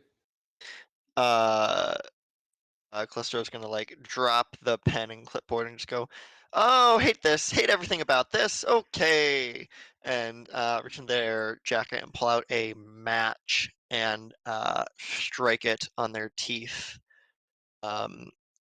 Whisper something and blow on the match, and a gout of flame will shoot out. I'd like to roll to use magic to inflict harm on this Nice. thing. Absolutely. That is a 8. Mixed success. Nice. So I, so I that means inflict there is one. I inflict 1 harm. Ignore armor, magic, obvious, and The keeper gets to decide. I choose a glitch, and then the keeper decides what my glitch does. I'm going to say that this glitch has a problematic side effect. Okay, so Callisto like just generates this huge gout of flame, and which like just flamethrowers the Christ out of this plant. It just absolutely gets roasted, and the smell of burning foliage and plant life is heavy in the air. It's the room starts to fill with smoke a little bit. However, um Callistro's aim was just a little bit off, and now several of the other plants in the greenhouse are also aflame and seem to be burning. And then I'll back up. Cure is done. So I believe you Um, have your kill zone is free now, Killjoy. yeah, I think so. Joken's just gonna sort of look at Callisto and be like, "Well, if it's all on fire, I don't think I need to do what I was gonna do now." I mean, more fire doesn't hurt. It'll hurt. No, more fire is good. Laddie, you nearly killed me once. Go right ahead. Okay, if you say so. And then Jogan will sort of like sheepishly reach into his jacket and just like keep in mind, everyone, that when you've been looking at this child, there's been like a soft pink filter of like flowers and innocent, and oh, he couldn't harm a fly. And then he just pulls out like a military grenade and just sort of pulls the pin and sighs and just throws it in the greenhouse, kind of like, ah. Like you can't be Um, bothered. I love it. yeah, so just throwing a grenade in there. I don't know what to roll for this, if I'm honest. I Um, just know that I have grenades and that they do 4 harm, close area, messy, loud are their attributes. give me a kick some ass roll. Kick some ass. I rolled a kick some ass. I click the dice and nothing. All right, it's 2d6, isn't it? Yep. 2d6. +4. It's not a good number. Roll tough. So I get +1 to that. 5. Oh, so that makes it a 6, which unfortunately is would be a failure unless somebody wants to assist in some way, shape, or form, unless they want to help out. I can help out. Sure. For it. After Jogan throws this grenade, I would like to help out by using my Angel Wings move, which lets me go instantly anywhere I've been before, and I can carry 1 or 2 people when I roll. Ooh. Nice. So, like, what were you picturing happens? Like, do you like? There's a bit of an explosion, and maybe Jogan isn't getting out of the way fast enough, and so I'm trying to help whisk him out of there before things get extra bad. Oh, I love it. Oh, nice roll too. Very nice, awesome. I love that. So yeah, so Jogan, you've maybe misread the AOE of the grenade, and and you realize that like you chuck it and it kind of rolls off and it kind of tumbles in a direction you weren't expecting. You realize you're kind of stuck in the AOE and you might take some damage, and then out of nowhere, Stevie just appears and like what does it look like? What does this Angel Wings ability look like from Stevie? Oh goodness, I wish I had thought of something really cool to say right here. Um, there is a cacophony of puns ringing in everyone's ears briefly, while Stevie just like pops out of existence, pops up over here, pops out of existence, pops over here again. By the power of puns. Power of puns compels us. I like to imagine that like Jogan's failure wasn't like misreading the arc. He just kind of sheepishly tried to bowl the grenade, but rather than bowling the grenade, he kind of just let it fall out of his hand at a slight slope, so that it rolled through the doors of the greenhouse, but not really to the back of the greenhouse. But I mean, it's still a grenade though, and the greenhouse is not very large. So the after being safely whisked away by Stevie's Stevie's punny embrace, um, Jogan and the rest of the group, Bill, Jody, and everybody, they're all outside, and boom, the shockwave goes off inside the greenhouse, and all the glass just shatters, completely like destroyed onto the ground, and you hear like this plant give out an unearthly wail. It screams as shrapnel rips into it.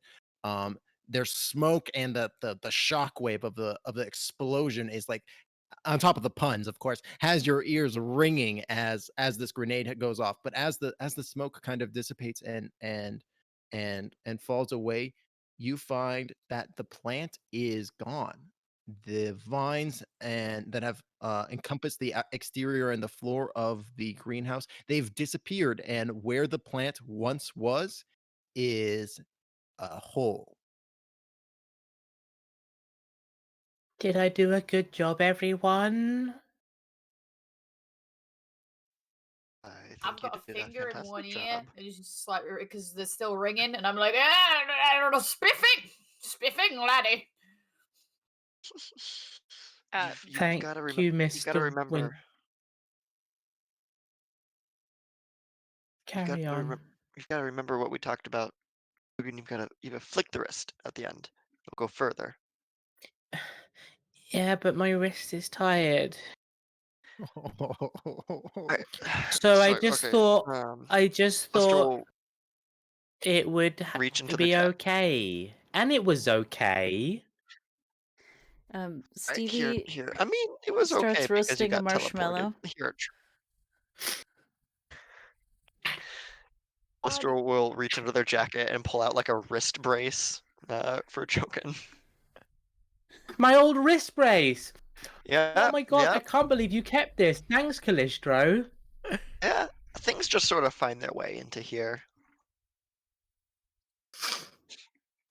I wondered Bill, where that went when I was just 17 and a third years old. Did you specify a third? Mum taught me it was important to be as specific as you can. Lady. Bill, what was it that you were saying? Bill's response to this explosion is basically to pull out a handkerchief from an inner pocket, wipe down their face, and do their best to like brush themselves off. Yeah, everybody is a little bit of shrapnel on them. They're a little bit dusty from this explosion. I imagine Bill, if they wear glasses, he cleans them very Yep. daintily. That sort of Eh. deal where it's an immediate like, oh geez, now I gotta like clean off this sweet beige suit of mine. Bill, I have a question for you. Yes. What have you done with our sweet Jody Potts? Jody would have been pulled in behind Bill, and basically Bill is standing in between Jody and whatever explosion just happened. Okay, cool. I have this curse, just so OOC you all know. I have to subsist on living humans, and whenever an opportunity presents itself, I have to act under pressure not to feed. But I think basically I was going to say if Jodie's on her own and unsupervised, he might be like, oh, tempted, but because you're standing over her, he will definitely behave himself. And Jody, Fantastic. Good to Jody's know. Thanks for that one. And Jody is in a sorry state. She looks like she's lost quite a bit of blood, and she looks like she's not really cognizant of what's going on. Oh, Stevie would Hey, like to lay on hands to Jody. Oh, very nice. Go ahead. I believe it's a. Go ahead and make that roll. It's a roll, right? It is. It's one of my 3 moves that I can do. Nice. Yes. Go ahead and roll that plus cool. I got Oh, a very 12 nice. advanced success. Hell yeah. Ooh. Well done. Well done. Yeah, you see Jody's wounds begin to knit closed by the power of puns, as like maybe you tell them like a funny joke or something, and they're like, laughter is the best medicine or something like that. do you have a small sharp tool? And you can time heals all wounds on it. A sharp tool that says time It's an heals all all wounds. AWL. That's the Oh. pun. If You I see, knew I what the thought word we could go for AWL meant, then I could a do time it. pun because we're by a greenhouse full of plants. Right? Time. One Ooh, more yeah, time. yep. Time heals all wounds. I like that one as well. Oh, that's good. I rub some literal time on the wounds, but somehow it's magic time, and is helpful. I love that. I love that. You empower the time with the power of puns, and it becomes healing somehow. That's brilliant. Thanks for working I love together on that, team. We got there to the pun. We got there. We just had to workshop it a little. Oh man, I love the idea of like you say a pun and then it becomes real, right? Like that's brilliant. Pandemonium is truly a powerful deity. So with that, I think that there is a bit of for some reason there isn't really any commotion about the explosion that just happened, and you hear over the loudspeaker of the college, the Professor Montgomery's speech will occur in about the next 10 minutes. Don't miss out. Right. Okay, that definitely seems like not a thing that we should let happen, right? Yes, I believe Jody here was a student of this Professor Montgomery. I take back my excitement to meet the fellow. I'm more excited to perhaps run him through if he's creating plants like these. Yeah. Your school Onward, capital. my brave soldiers! And he pulls out his sword again and just begins to run off. He'll see you all there if you want to chill out and not run after him. All right, Bill- maybe don't run through a college campus with a sword. Okay, and he's gone. Bill will Jogan wants to definitely go follow back. at a good pace. I want to go back to the school because I think the canteen was doing apple crumble with custard today, and I would like some, please. And Stevie hands you the marshmallow they've been roasting over the grenade fire. Yay! Thank you, Stevie. You're my favorite person who juggles ever. You're welcome, Jogan. I hope you enjoy it. Would you like another? Not right now. I liked your pun. I wanted to say something about fire in the hole, but I couldn't think of a good one. I think that's a pretty good start. Thank you. And at that, Jogan just beams at his marshmallow and carries on walking. Apple crumble sounds delicious, and we should get some later. But I think Winterbottom's gonna go just attack a man on stage. So perhaps we need to. Jogan was not expressing interest in going directly to the canteen, just more, let's go back to the school where the thing is happening. Understood. You gotta walk through the Jogan- pavilion to get to the canteen. Jogan does appreciate that you were trying to keep him on task. You hear from a distance, Interesting. "Come on, slay cages! I don't want to have all the fun!"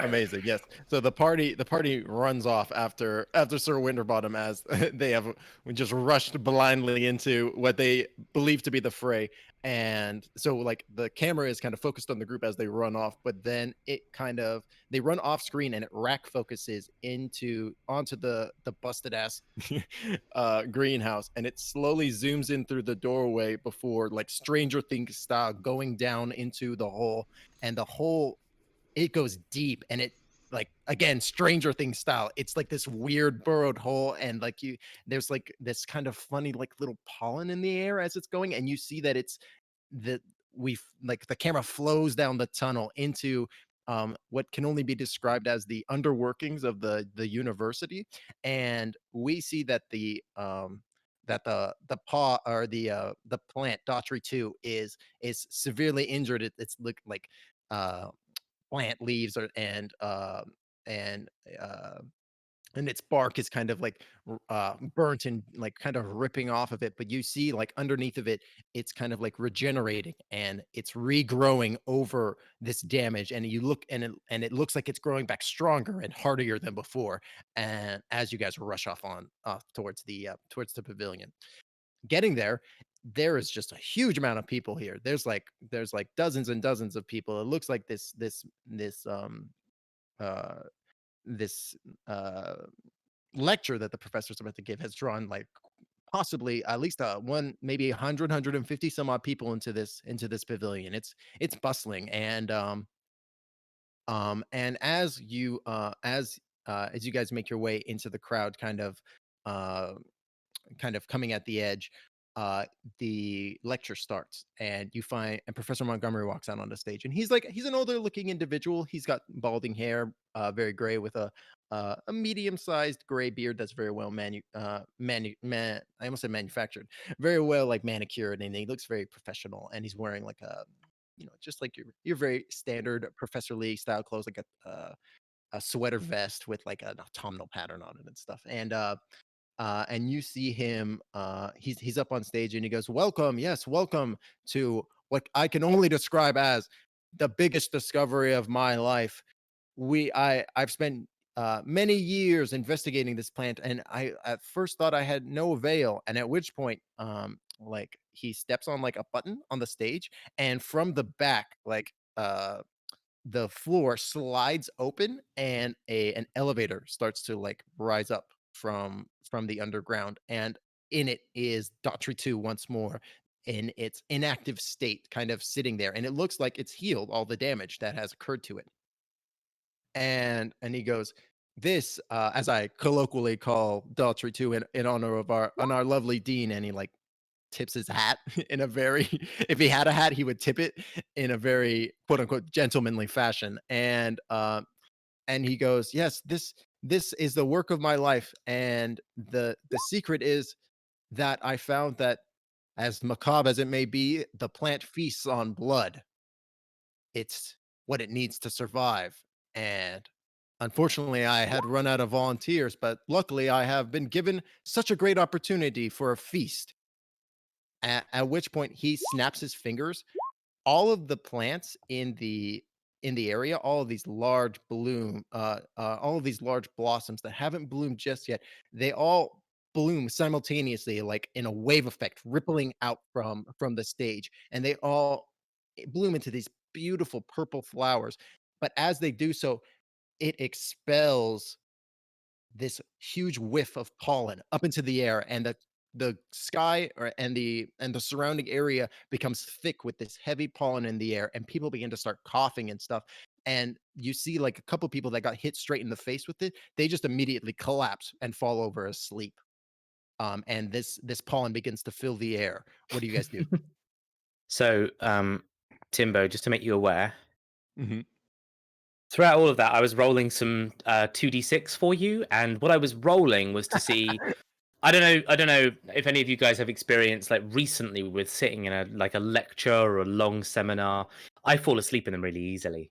Jogan has had 2 failures in a row at his like I must stay awake roll. So he's fallen asleep. He's just asleep in one of the chairs, kind of on the far back left. And just so you know, yeah, Jurgen fell asleep before the sleep powder. yeah, genuinely. Could I have, while he was talking, um, been going up and like tapping people on the shoulder who are at like the uh, edge of the seating and like flashing like a fake badge? I mean, like, I'm with the Centers for Disease Control. We think there's been a spill of some toxic material in this area. We need you to slowly return to your dorms or cars. Just trying to get as many people out as possible before this all goes down. Oh, absolutely. I would say go ahead and roll to manipulate someone as you're kind of trying to work the crowd and get people out. And do 11. 11. Oh yeah. So you manage you drip honey into their ears, and they and you say the words chemical spill, which cause people to just immediately start to maybe freak out, but in a contained fashion. And they start to like kind of move off, and you feel like you've diminished the crowd by about 50% while the professor is giving his speech before this noxious, sleepy pollen starts to enter into the air. However, or sorry, is there anything else anybody wants to do? I just want to say I came in and he was very gentlemanly, and so I immediately stowed my sword to hear him out. But now that I've seen that he might be doing something sneaky, I'm pretty sure my character doesn't breathe, so I'm just gonna Hmm. say that now. But I will pull out like a nice kerchief from inside my breastplate and hold it over my face regardless. And then I will call out, What treachery is this? A traitor in our midst! What ho! I challenge you to a duel, sir. Yeah, that's what Sir Winterbottom's gonna do. Amazing. So yeah, so Sir Winterbottom, attention is completely drawn onto to him as like everybody begins to slowly collapse from this sleep pollen as they're breathing it in heavy in the air. Uh, and you see the Professor Montgomery turn to you and you go, "Oh yes, a fellow scholar. Do you not like my work? Is it not the the pursuit of knowledge that brings us all together?" No, it is fighting with swords like real gentlemen. Harachi! And he does like a wobble with his sword. Because he is not a smart man. He is a man who is just good at hitting things. Absolutely. All right, Sir Winterbottom, go ahead and roll me some kick some ass as you like jump up to the stage trying to accost the professor. As Sir Winterbottom is running up to do that, could I like smack him on the back and be like, "You are the best sword fighter I've ever seen, and you got this. I believe in you." And pull out like a little pinch of red powder from their jacket and to the sword to try and use magic to enchant the weapon. Oh, absolutely. Go ahead and make the roll. Hell Woo. yeah. 9. 9. Okay. So partial success, the weapon gets +1 harm and plus magic, and I get a glitch. Let's say that sure, I'll take 1 harm from that. Okay. Afford that. Very nice. Okay, so yeah, so with this newly enchanted weapon, Sir Winterbottom approaches the professor, and they begin to fight, and it's Winterbottom. You've encountered several individuals, several people who know how to fight, know fencing and stuff, and this person moves like somebody that doesn't know how to fight. However, the dexterity and the strength with which they're moving seems supernatural to you, and like there are multiple moments when like you whack them with your sword and it cuts through them, but you feel like it didn't do nearly as much damage as it should have, and like they're sidestepping your blows and stuff, and it feels like they are, despite the appearing to just be a normal person, they are like able to match your combat. Oh, what is this? What ho! A real challenge for Sir Winterbottom. Do you need like a harm off me, and am I getting harm in return? So I would say that like Professor Montgomery, he punches you back a couple times, but hmm, he and you would take 2 harm normally from these blows. okay. Um, Um so my sword does 1 harm, and I don't know what the magic effect will do to that 1 harm. I believe it just Um, increases it by 1 damage. It increases the harm by 1 damage and makes it a magic Right. weapon. okay. yeah. So I guess my attack is 2 harm with Right. the magic tag, and I will take a punch, but my immortal form means some of his punches sink through me, and I shrug a few of them off.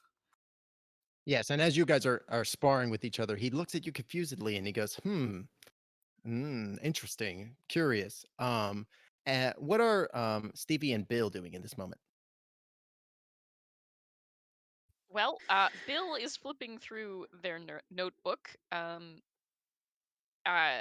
looking in the section that is detailing debts owed, and is like slowly going through the list of numbers and names of these people.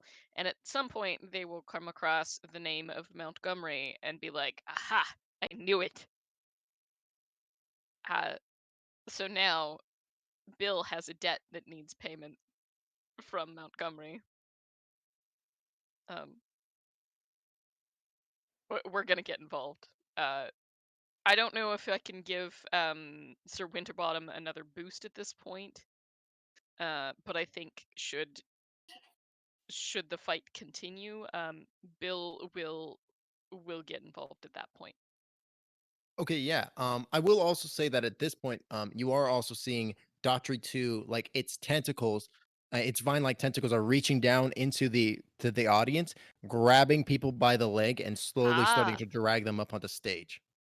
no, Bill will in fact then go and start pulling people out uh, from Daughtry's clutches. Oh, nice. Go ahead and roll protect someone.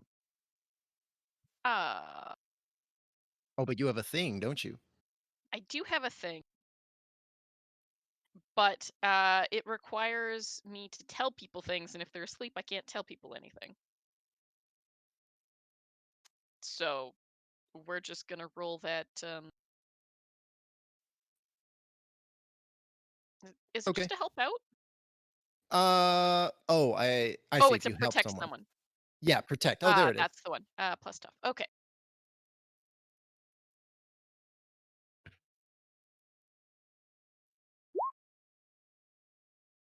7. Okay, yeah. So you do manage to like untangle some of these vine-like tentacles that have gripped and grabbed some people. But you see that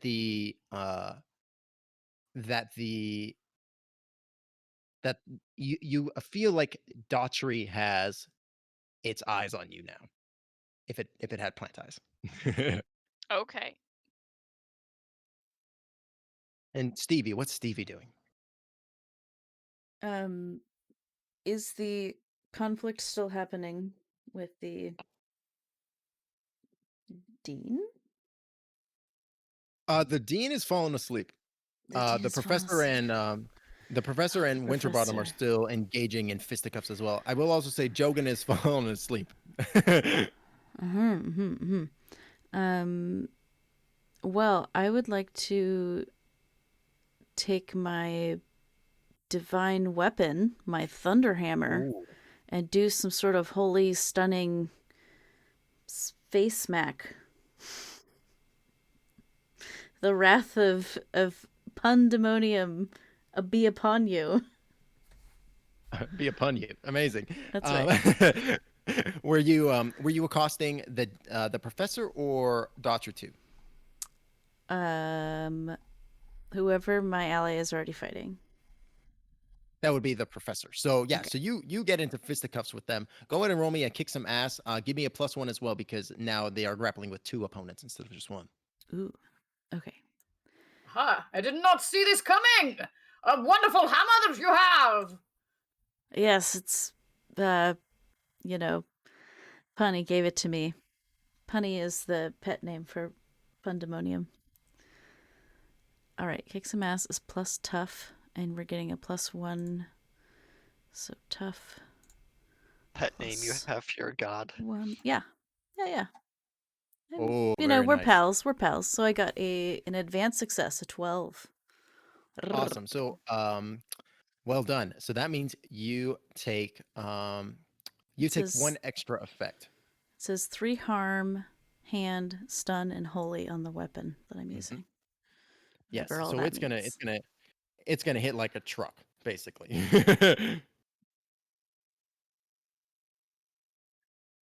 Kaboom. And you hear this crackling noise as the hammer makes contact.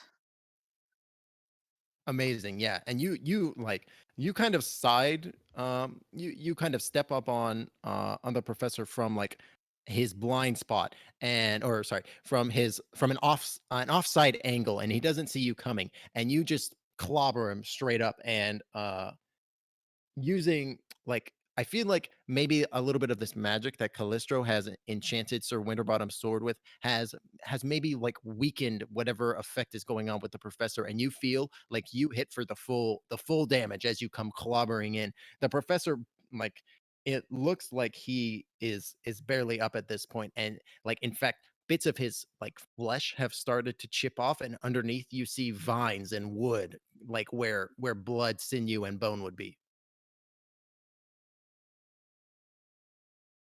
Love it. Ooh.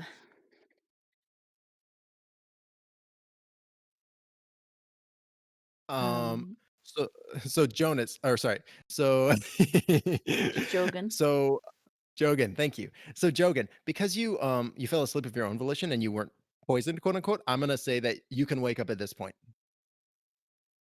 Jogan wakes up.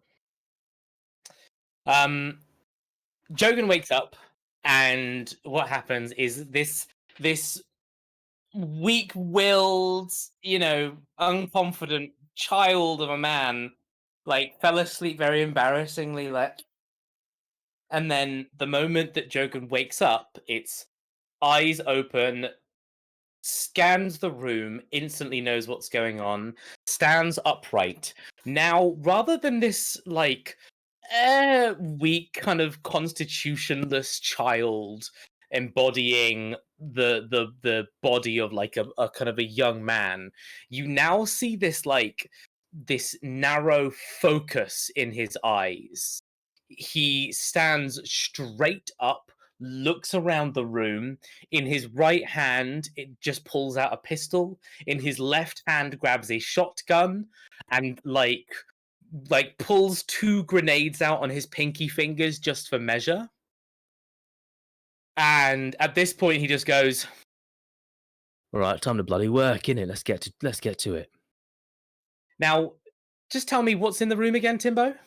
So you guys are in this kind of open pavilion up on the stage. Sir Winterbottom and Stevie are accosting the professor, who looks severely damaged. Behind the two of them, or sorry, the three of them rather, is Daughtry 2, whose vines are kind of going down into the crowd and grabbing people and starting to pull them up on to the stage. So it's just the one plant, isn't it? It's not multiple plants. It's the vines that were growing everywhere. Okay. Mhm. And then, so what I'd like to do is, am I in range to just start walking up to Dodgy 2, and just attacking with the shotgun? Oh, absolutely. Go ahead and roll a kick some Okay. ass. Excellent. So at this point, just straightforward, he goes, "Never did like gardening, did I?" And just starts unloading the lead. Kick some ass. We're gonna roll that. I'm gonna go to roll. I'm submitting that. It's plus that. So I've rolled a 9. I'm going to use luck to up that to a 12. Oh, nice. Excellent. So with the plus 10, you choose one extra effect. So I choose an extra effect. I guess what I want to be doing is, as I'm shotgunning this plant, I want it to be. I mean, A, I'm trying to kill the plant, but B, I want its vines to essentially to let go of people. So as I'm inflicting it, I'm attempting to loosen its attention and grip on the victims. Okay, nice. We'll say that that's kind of like a you force them where you want to them, where you want them. As in, like you're kind of removing their ability to grab people. Then we'll say. Sure. I am just trying to disable that ability. Whatever you want to. Yeah. So you're like, I'm almost picturing like you're walking up and you're like shooting instead of directly at the core of the being, you're shooting at the vines and trying to like sever them, so that way like it drops the people and it doesn't drag them closer. Yeah, if you will say that inflicts harm, then I'm all on it. Oh, absolutely. What is your harm for the shotgun? The shotgun is 3 harm. It's close and it's messy. Nice. Yeah. So you you're like severing the vines of this plant, and it looks pretty hurt at this point. It's pretty angry that it's unable to feast on its desired prey. But it goes for you, Jogan, and it goes to wrap you up in these vines that and like it just produces more of them, like generating them out of the base plant pot. And you see them like coming towards you, and you feel them like as you're kind of I feel like you're so focused on helping these other people and protecting these individuals, you don't realize that like a single tendril has like wrapped its way up your leg. So you take 2 harm, and you begin to you feel like your motion and you can't get very much closer. You're kind of restrained by these vines. I take now. How does armor work in this, Timbo? So armor, great question. Armor, if it makes sense contextually, then you reduce the damage by the amount of armor that you have. I have battlefield awareness. I would like to say that Mm, I was aware that that tendril was coming towards me the whole time. mm. Doesn't matter. I would say that like I cinematically I'd like to imagine that Jogan just like stomps on the vine and it cuts his leg, but it doesn't get the grip that it needs. Hell yeah, I love that. That's great. So I like if we can say that that does 1 harm, but it's like Sure. harm that he was totally willing to go for. Right, right, right. I love it. Yeah, all right, That's I'm great. into that. Yeah. It's cinematic too. That's awesome. All right, and so Callistra, you're seeing your friends fighting both this plant and this professor. What do you do? Well, they are out there kicking some ass, and Callisto is decidedly not a tough person. Uh, they are not great at scrapping it up, so they instead turn to all of the uh, various people laying about on the ground, um, and will uh, sort of like squat down and reach behind them and pull out a large curved knife and draw a symbol into the ground. Is it like a dirt ground, or what's the ground made of? Yeah, I will say it's kind of like a dirt pavilion. Yeah, we'll like draw a symbol into the grass, and then sort of take the knife and jab it down into it, and it glows briefly, and they just say, "Oh, wake up! Wake up! Wake up! Wake up! Wake up!" And I would like to attempt to roll use magic to banish a spirit or curse from the person, object, or Hmm. place it inhabits, with the idea that the curse is this sleep that they have all been affected with. Okay, I like that. Yeah, go in and roll the use magic. That's cool. Cool. To allow them to sort of get themselves out of here. As a 12. Oh yeah, absolutely. I would say that like when you slam your dagger into the midst of this symbol that you've etched into the ground, and as you do so, this wave of energy um just generates out of it and flows over the landscape, like crashing into all the people that are unconscious on the ground. And you see almost like the breath of life. They all start to wake up, and they're freaking out. They are absolutely terrified right now, and they immediately start to stand up and just gun it and just run away from this event that's going on. They see that there's like a crazy huge a wild plant that's just deciding to eat as much as possible. So they are just bugging out of the situation. Fantastic. That is exactly what I wanted. Amazing. And we will cut back to Sir Winterbottom and Stevie, who are still engaged with the professor, although he looks incredibly bloodied. Part of like his face um has kind of peeled off slightly, and underneath you see uh like where there would normally be bone is like wooden visage, and dripping instead of blood is sap down his face and onto his clothes. And he says, "You don't understand. We could have been something more. We could have ascended. We could have had eternal life as the tree, as the living plant, as Gaia. You fools." Old chap, I've lived eternally for quite a while now. It's not everything it's cracked up to be. All right. Look, Stevie, I knew you were sent from the heavens to my side for good reason. I think you've got this. I'll handle the big one in the back. And I kind of like do a fancy footwork strafe around the fight, and I'm gonna go and like try and stab at the big plant that has also been shot at. I think. Absolutely. Go ahead and roll to kick some ass with a +1 because it's currently distracted with Jogan.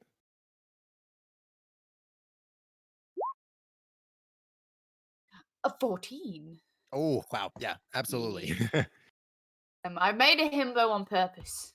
He's good at hitting things.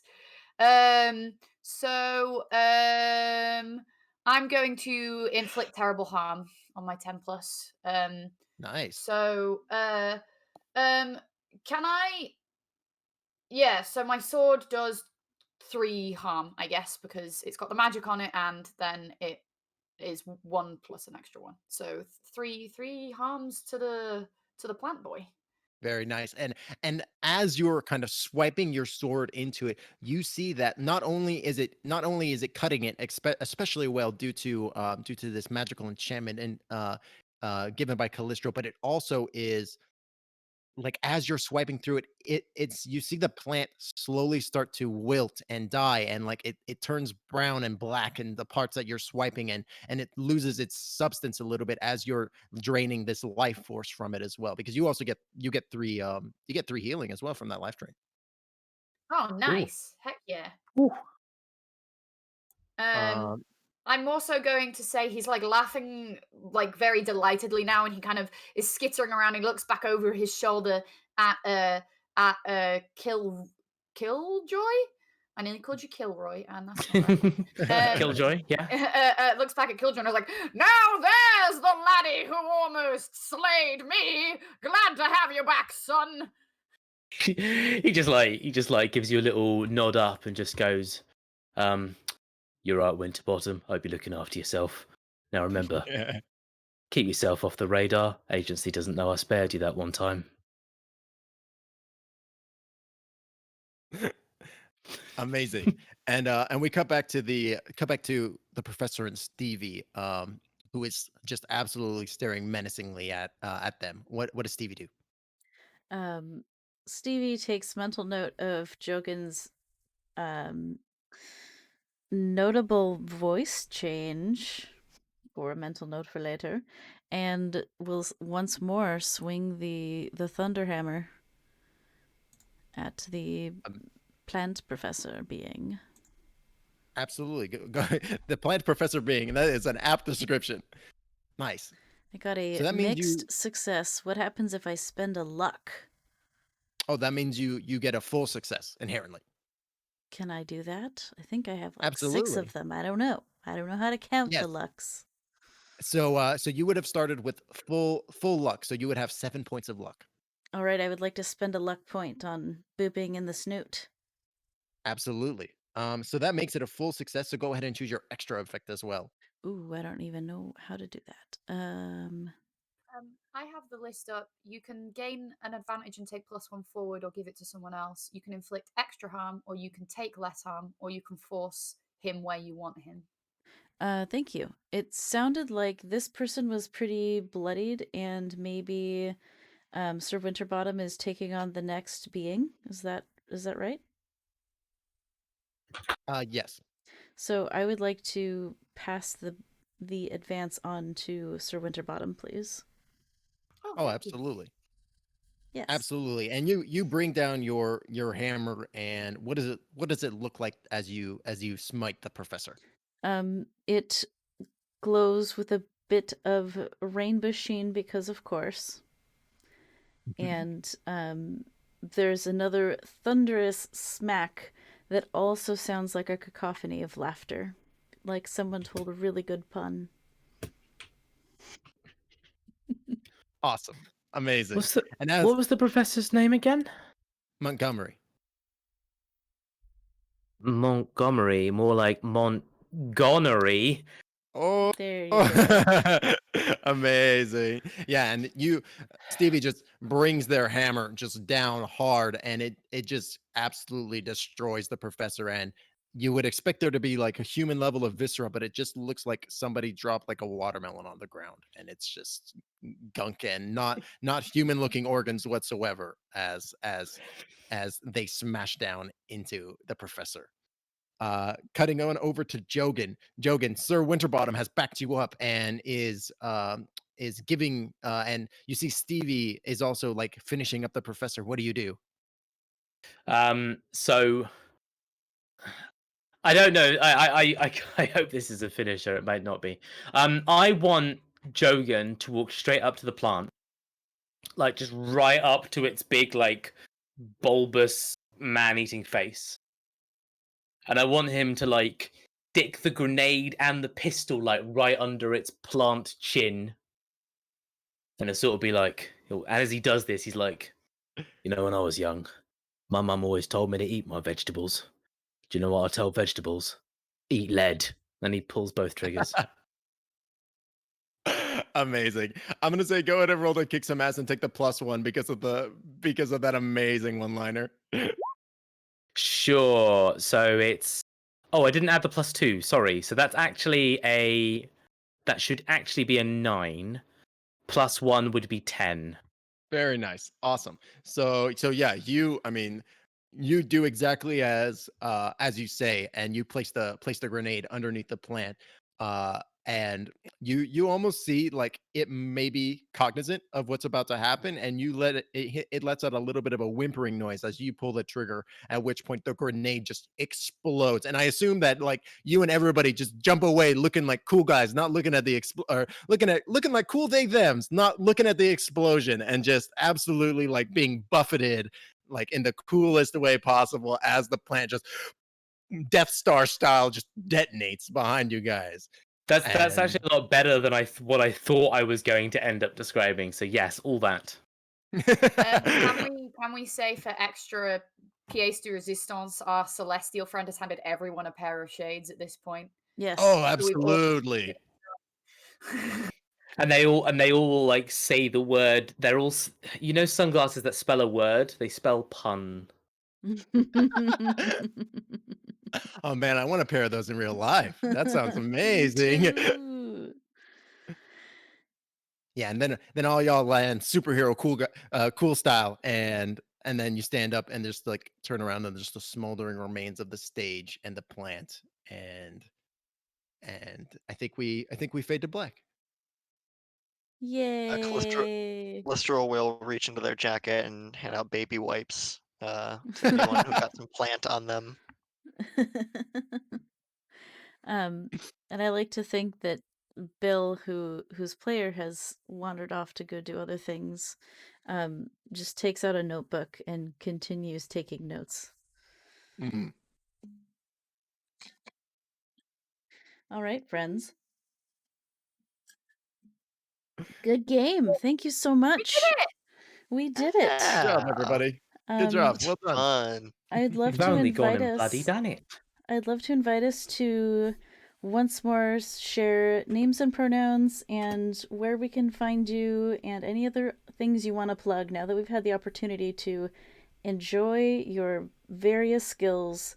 We're very excited to come support you in all of your places. Let's go in reverse order this time. So we'll start with Red White RP, then Prue, Jonas, Timbo, and then I'll do the last one. Thank you for joining us, lovely people. I have been Rowan, aka Calistro Vex. My pronouns are they, she. And you can find me on Twitter and TikTok as @RedWhiteRP. I am a writer, streamer, editor, sensitivity reader, and professional dice cruncher.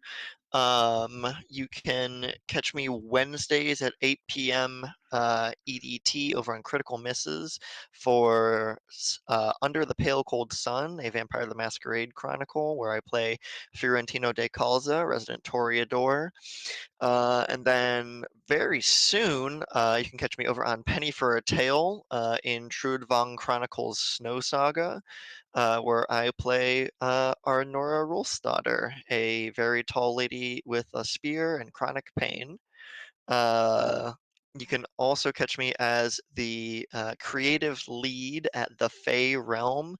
That's FAE. You can check out at the Fey Realm on Twitter or Twitch. We are a TTRPG channel by LGBT plus folks, designed to create a safe and inclusive space for LGBT plus BIPOC and people of marginalized genders.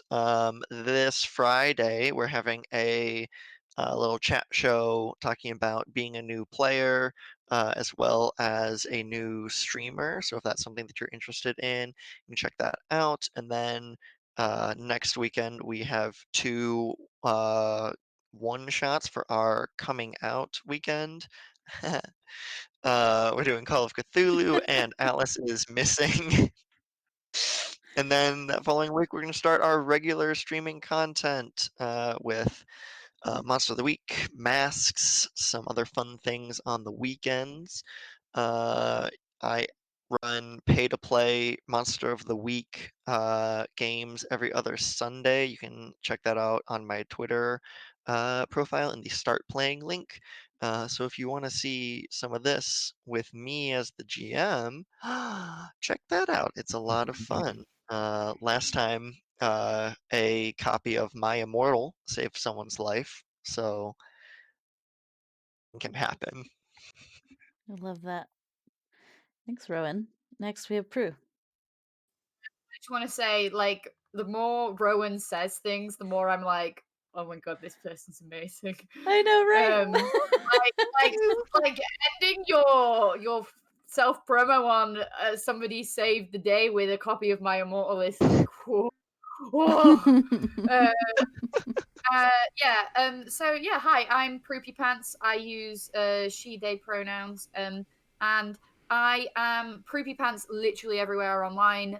So Twitter, Instagram, wherever you want to find me, that's where you'll find me. I do stream on Twitch. I'm hoping to start back up my story time where I tell fairy stories and read chapters of fantasy books I'm currently enjoying on stream, and I do that Saturday mornings UK. It's meant to be like so that UK folks can have a nice chilled Saturday morning wake up with somebody chattering in the background. I'm also part of Chasing Tales RPG, which is a tabletop role-playing game network where we do Dungeons and Dragons on a Thursday, Cyberpunk Red on a Sunday that I'm in, and then on Mondays we play variety TTRPGs across loads of different systems. We're going to be running the Tales of Xadia playtest. If you like Dragon Prince, we've got that going on. And what else do I do? I also play in a Rogue Trader campaign. So if you are interested in Warhammer 40k, kind of meets Firefly sort of energy. There's that, and that's really good fun. So keep an eye on my socials if you want to see when that's going on, because that's over at Witch and Craft Games. And then what else? I do Chasing Tales. I'm Proopypants everywhere. Oh, I run a huge UK and EU TTRPG server. If you are based in the UK or Europe, or you want to interact with that time zone particularly, or creators from that time zone, you are more than welcome to come join it. And the big thing that's happening is we just launched our socials for Roll for Good, which is going to be a charity weekender on the 1st and 2nd of May, where we play 12 hours straight, 2 days in a row, back-to-back TTRPGs. We just announced what games we're running for that. We've got D&D, we've got Beam Saber, we've got Honey Heist, and it's all going to be raising money for Mind, the mental health charity. So if anyone here is free at that time, it would be super cool if they could pencil it in and come and watch and hang out and support Mind and this project I've been working really hard on. And if you don't have the time to do that, it would mean the world if you could support our socials. That's my biggest plug, actually. If you could go and support Roll for Good, that would mean everything to me, and I would be very happy. So yeah, that's me. Excellent. Next, we have first a request for the link for the Discord and maybe the Roll for Good Twitter, Absolutely. which I just found in the chat. And then we have Jonas. Hi, I am Jonas. I use he, him pronouns.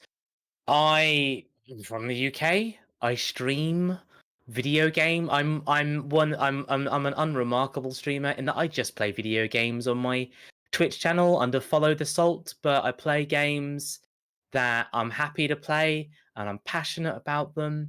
And sometimes I sing a song. Sometimes I a cappella Darude Sandstorm while changing my light bulb color. We have a lot of fun over there, and you know, not saying it's not a fun time, it's just you know what you're getting in for when you go over there. I use Twitter, and mostly I retweet anime memes that I like, and gifs of things that make me feel good in the heart. What else do I do? I do some voice acting, in that I've done some voice acting for audiobooks. I've actually recently auditioned for a role in a D&D thing, so that's a lot of fun. But who knows? But basically, if you like me, if you want me to be entertaining in some context, if you want me to just join in with a project and add some love, life, and something else beginning with L, I don't know, then let me know. I'm kind of open for a lot of things. I just like entertaining people. And I don't have any great big projects to kind of plug. Oh, I do have a podcast. I suppose that's worth saying. I have a podcast called The Bunyip Review, in which me and my best friend review TV shows, games, and films that we watch that month, whether we like them or not. And we also use a Netflix randomizer that forces us to watch films like Aloha and the Peppa Pig movie. And we review them like professionals, let me tell you that. That's it. Yeah, Twitter, Twitch, say hi. Don't say hi. Just lurk. I don't mind. Whatever. That's it. I'm rambling. Bye. As an aside, if you all hang out for the raid and Bunyip Man is still live, which right now is live with 4-player co-op doing some Stardew, we're gonna go raid Bunyip Man. So Ooh. hang in for passing on the UK love. That is the man. That is the best friend who does the podcast with me. I didn't actually name drop him. Yeah, and you stream the podcast recording on Bunyip Man's channel, right? You're better at plugging me than I am. Well, if we all plug each other, eyebrow waggles for effect, something will happen. Next we have Timbo. Hey everybody, I'm TimboTheWizard. I'm a variety streamer, tabletop RPG enthusiast, and I do all kinds of stuff on stream. I do world building. I mostly play just whatever I feel like that day. But sometimes I do consistent stuff as well. I also like to run games. I also like to play in games. I don't do much of that stuff on my own channel. But we'll work on it. We're getting there. I'm also a collaborator with the Knights of the Bantam, who are a really cool group of we're a socialist art group that play tabletops as well as activism. If all that stuff is your vibe, then I would highly recommend coming by on this Friday, where at 7 p.m. Eastern Standard Time, we're going to be having a charity event for a Red Canary song, which will go to aid sex workers and the Asian migrant population. So that's going to be really, really cool, and I would love it if you guys came by. I just want to give a big old shout out to DungeonMeowtser again. Thank you for having me. I really, really enjoyed playing on stream. I hope everybody else had a good time as well. This is my first time ever. I've run plenty of games, but this is my first time running on stream. So I hope it went well, and I hope you guys all enjoyed it. I hope you guys had a good time, and I hope to be back in future as well. Definitely. I had a great time. Can we give a cheer for Timbo? Oh, yay, thank you so much, Timbo. Yeah. Thanks, I guys. love that Timbo. He's a bloody legend. Oh yeah, Timbo, that guy. I really. We meant to stop. Thank you so much, guys. I really appreciate it, you guys. I'm just glad. I'm glad y'all were entertained. That's always what I want. I just want to entertain. And Timbo, people are also cheering your name in the chat. I see that. Thanks, everybody. Yeah. I love it. So finally, my name is DungeonMeowtser, also known as Jack. I use they them pronouns. I am a non-binary transmasculine of center streamer person. I do the twitching full time. We also have a YouTube channel. If you want to continue having content on the YouTube channel, please go watch it because it's a lot of work to curate it. And we have a podcast, y'all. The entire series, New Wave Industries, which is a Dungeons and Dragons actual play, all LGBTQ plus game, is edited, and I'm going to be uploading the final 3 episodes now. There's 15 episodes altogether. There's even transcripts that are computer generated, so imperfect, but transcripts for all the podcasts if you would like to read along, if you're hard of hearing or need that accessibility piece. The game has Fishrat, who you see here as Miramme's avatar over this way. And so Fishrat was created during that game. It is a homebrew game split between Faerun and Wildemount. We adventure around in the Lobstercraft and have very highly sapphic vibes. If anyone here is down with the lesbians, there's pirate cats and so much cheese, and it's a really good time. So that entire show is out on YouTube. All the episodes will soon be uploaded to the podcasting platforms that you have. I'm gonna type the podcast command here.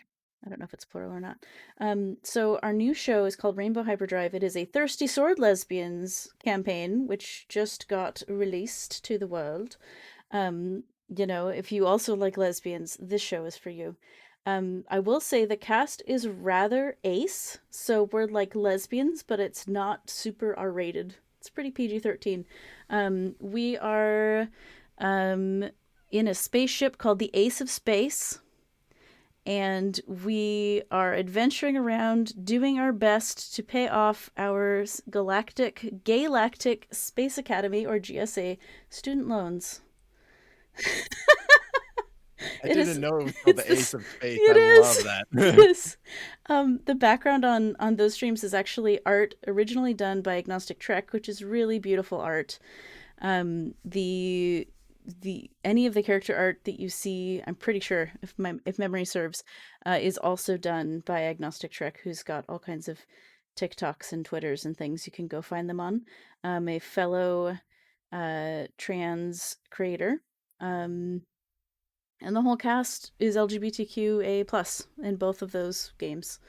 It's a really lovely time, comfy, cozy, a lot of laughter. We're more campy than serious. If you're looking for serious, we're not the stream for you. Maybe all the color gave that away. But it's a really lovely time. The last, I guess there's two more things I want to plug. One is our Discord community, which is very vibrant. We have, at this point, I think over 200 people in it. And the Discord is where you can sign up for this game on Wednesdays if you'd like to join. We are going to be implementing last Wednesday of the month GMT friendly games so that our friends over in Europe and the UK can come join us, which is so good. If any of you European UK pals want to DM a game, let me know. Send me a DM. Send Dungeon Meowster the DM. DM the DM about DMing. And finally, there's a lot of ways you can support independent queer content creation. You can follow all of us on socials. You can throw money at us on Twitch or whatever. But the absolute most helpful thing you could possibly do is become a subscriber on Patreon. We have a Patreon. I have simplified all of the rewards because I'm doing enough with all these other things that I'm doing that I can't keep up with extra things. But if you like all the things that I'm already doing, even if it's the tweets are banging or whatever it is, for as little as $1 a month, you can become a sub on Patreon, and that helps me know that I can buy cat food for Neferkitty, who loves you all and really wants to eat wet food, please. Thank you. So that is my pile of things. Thank you all for listening. And Miramme has left, so has nothing to plug. Yay! Thank you all for joining us so much. We're gonna go raid the Bunyip Man.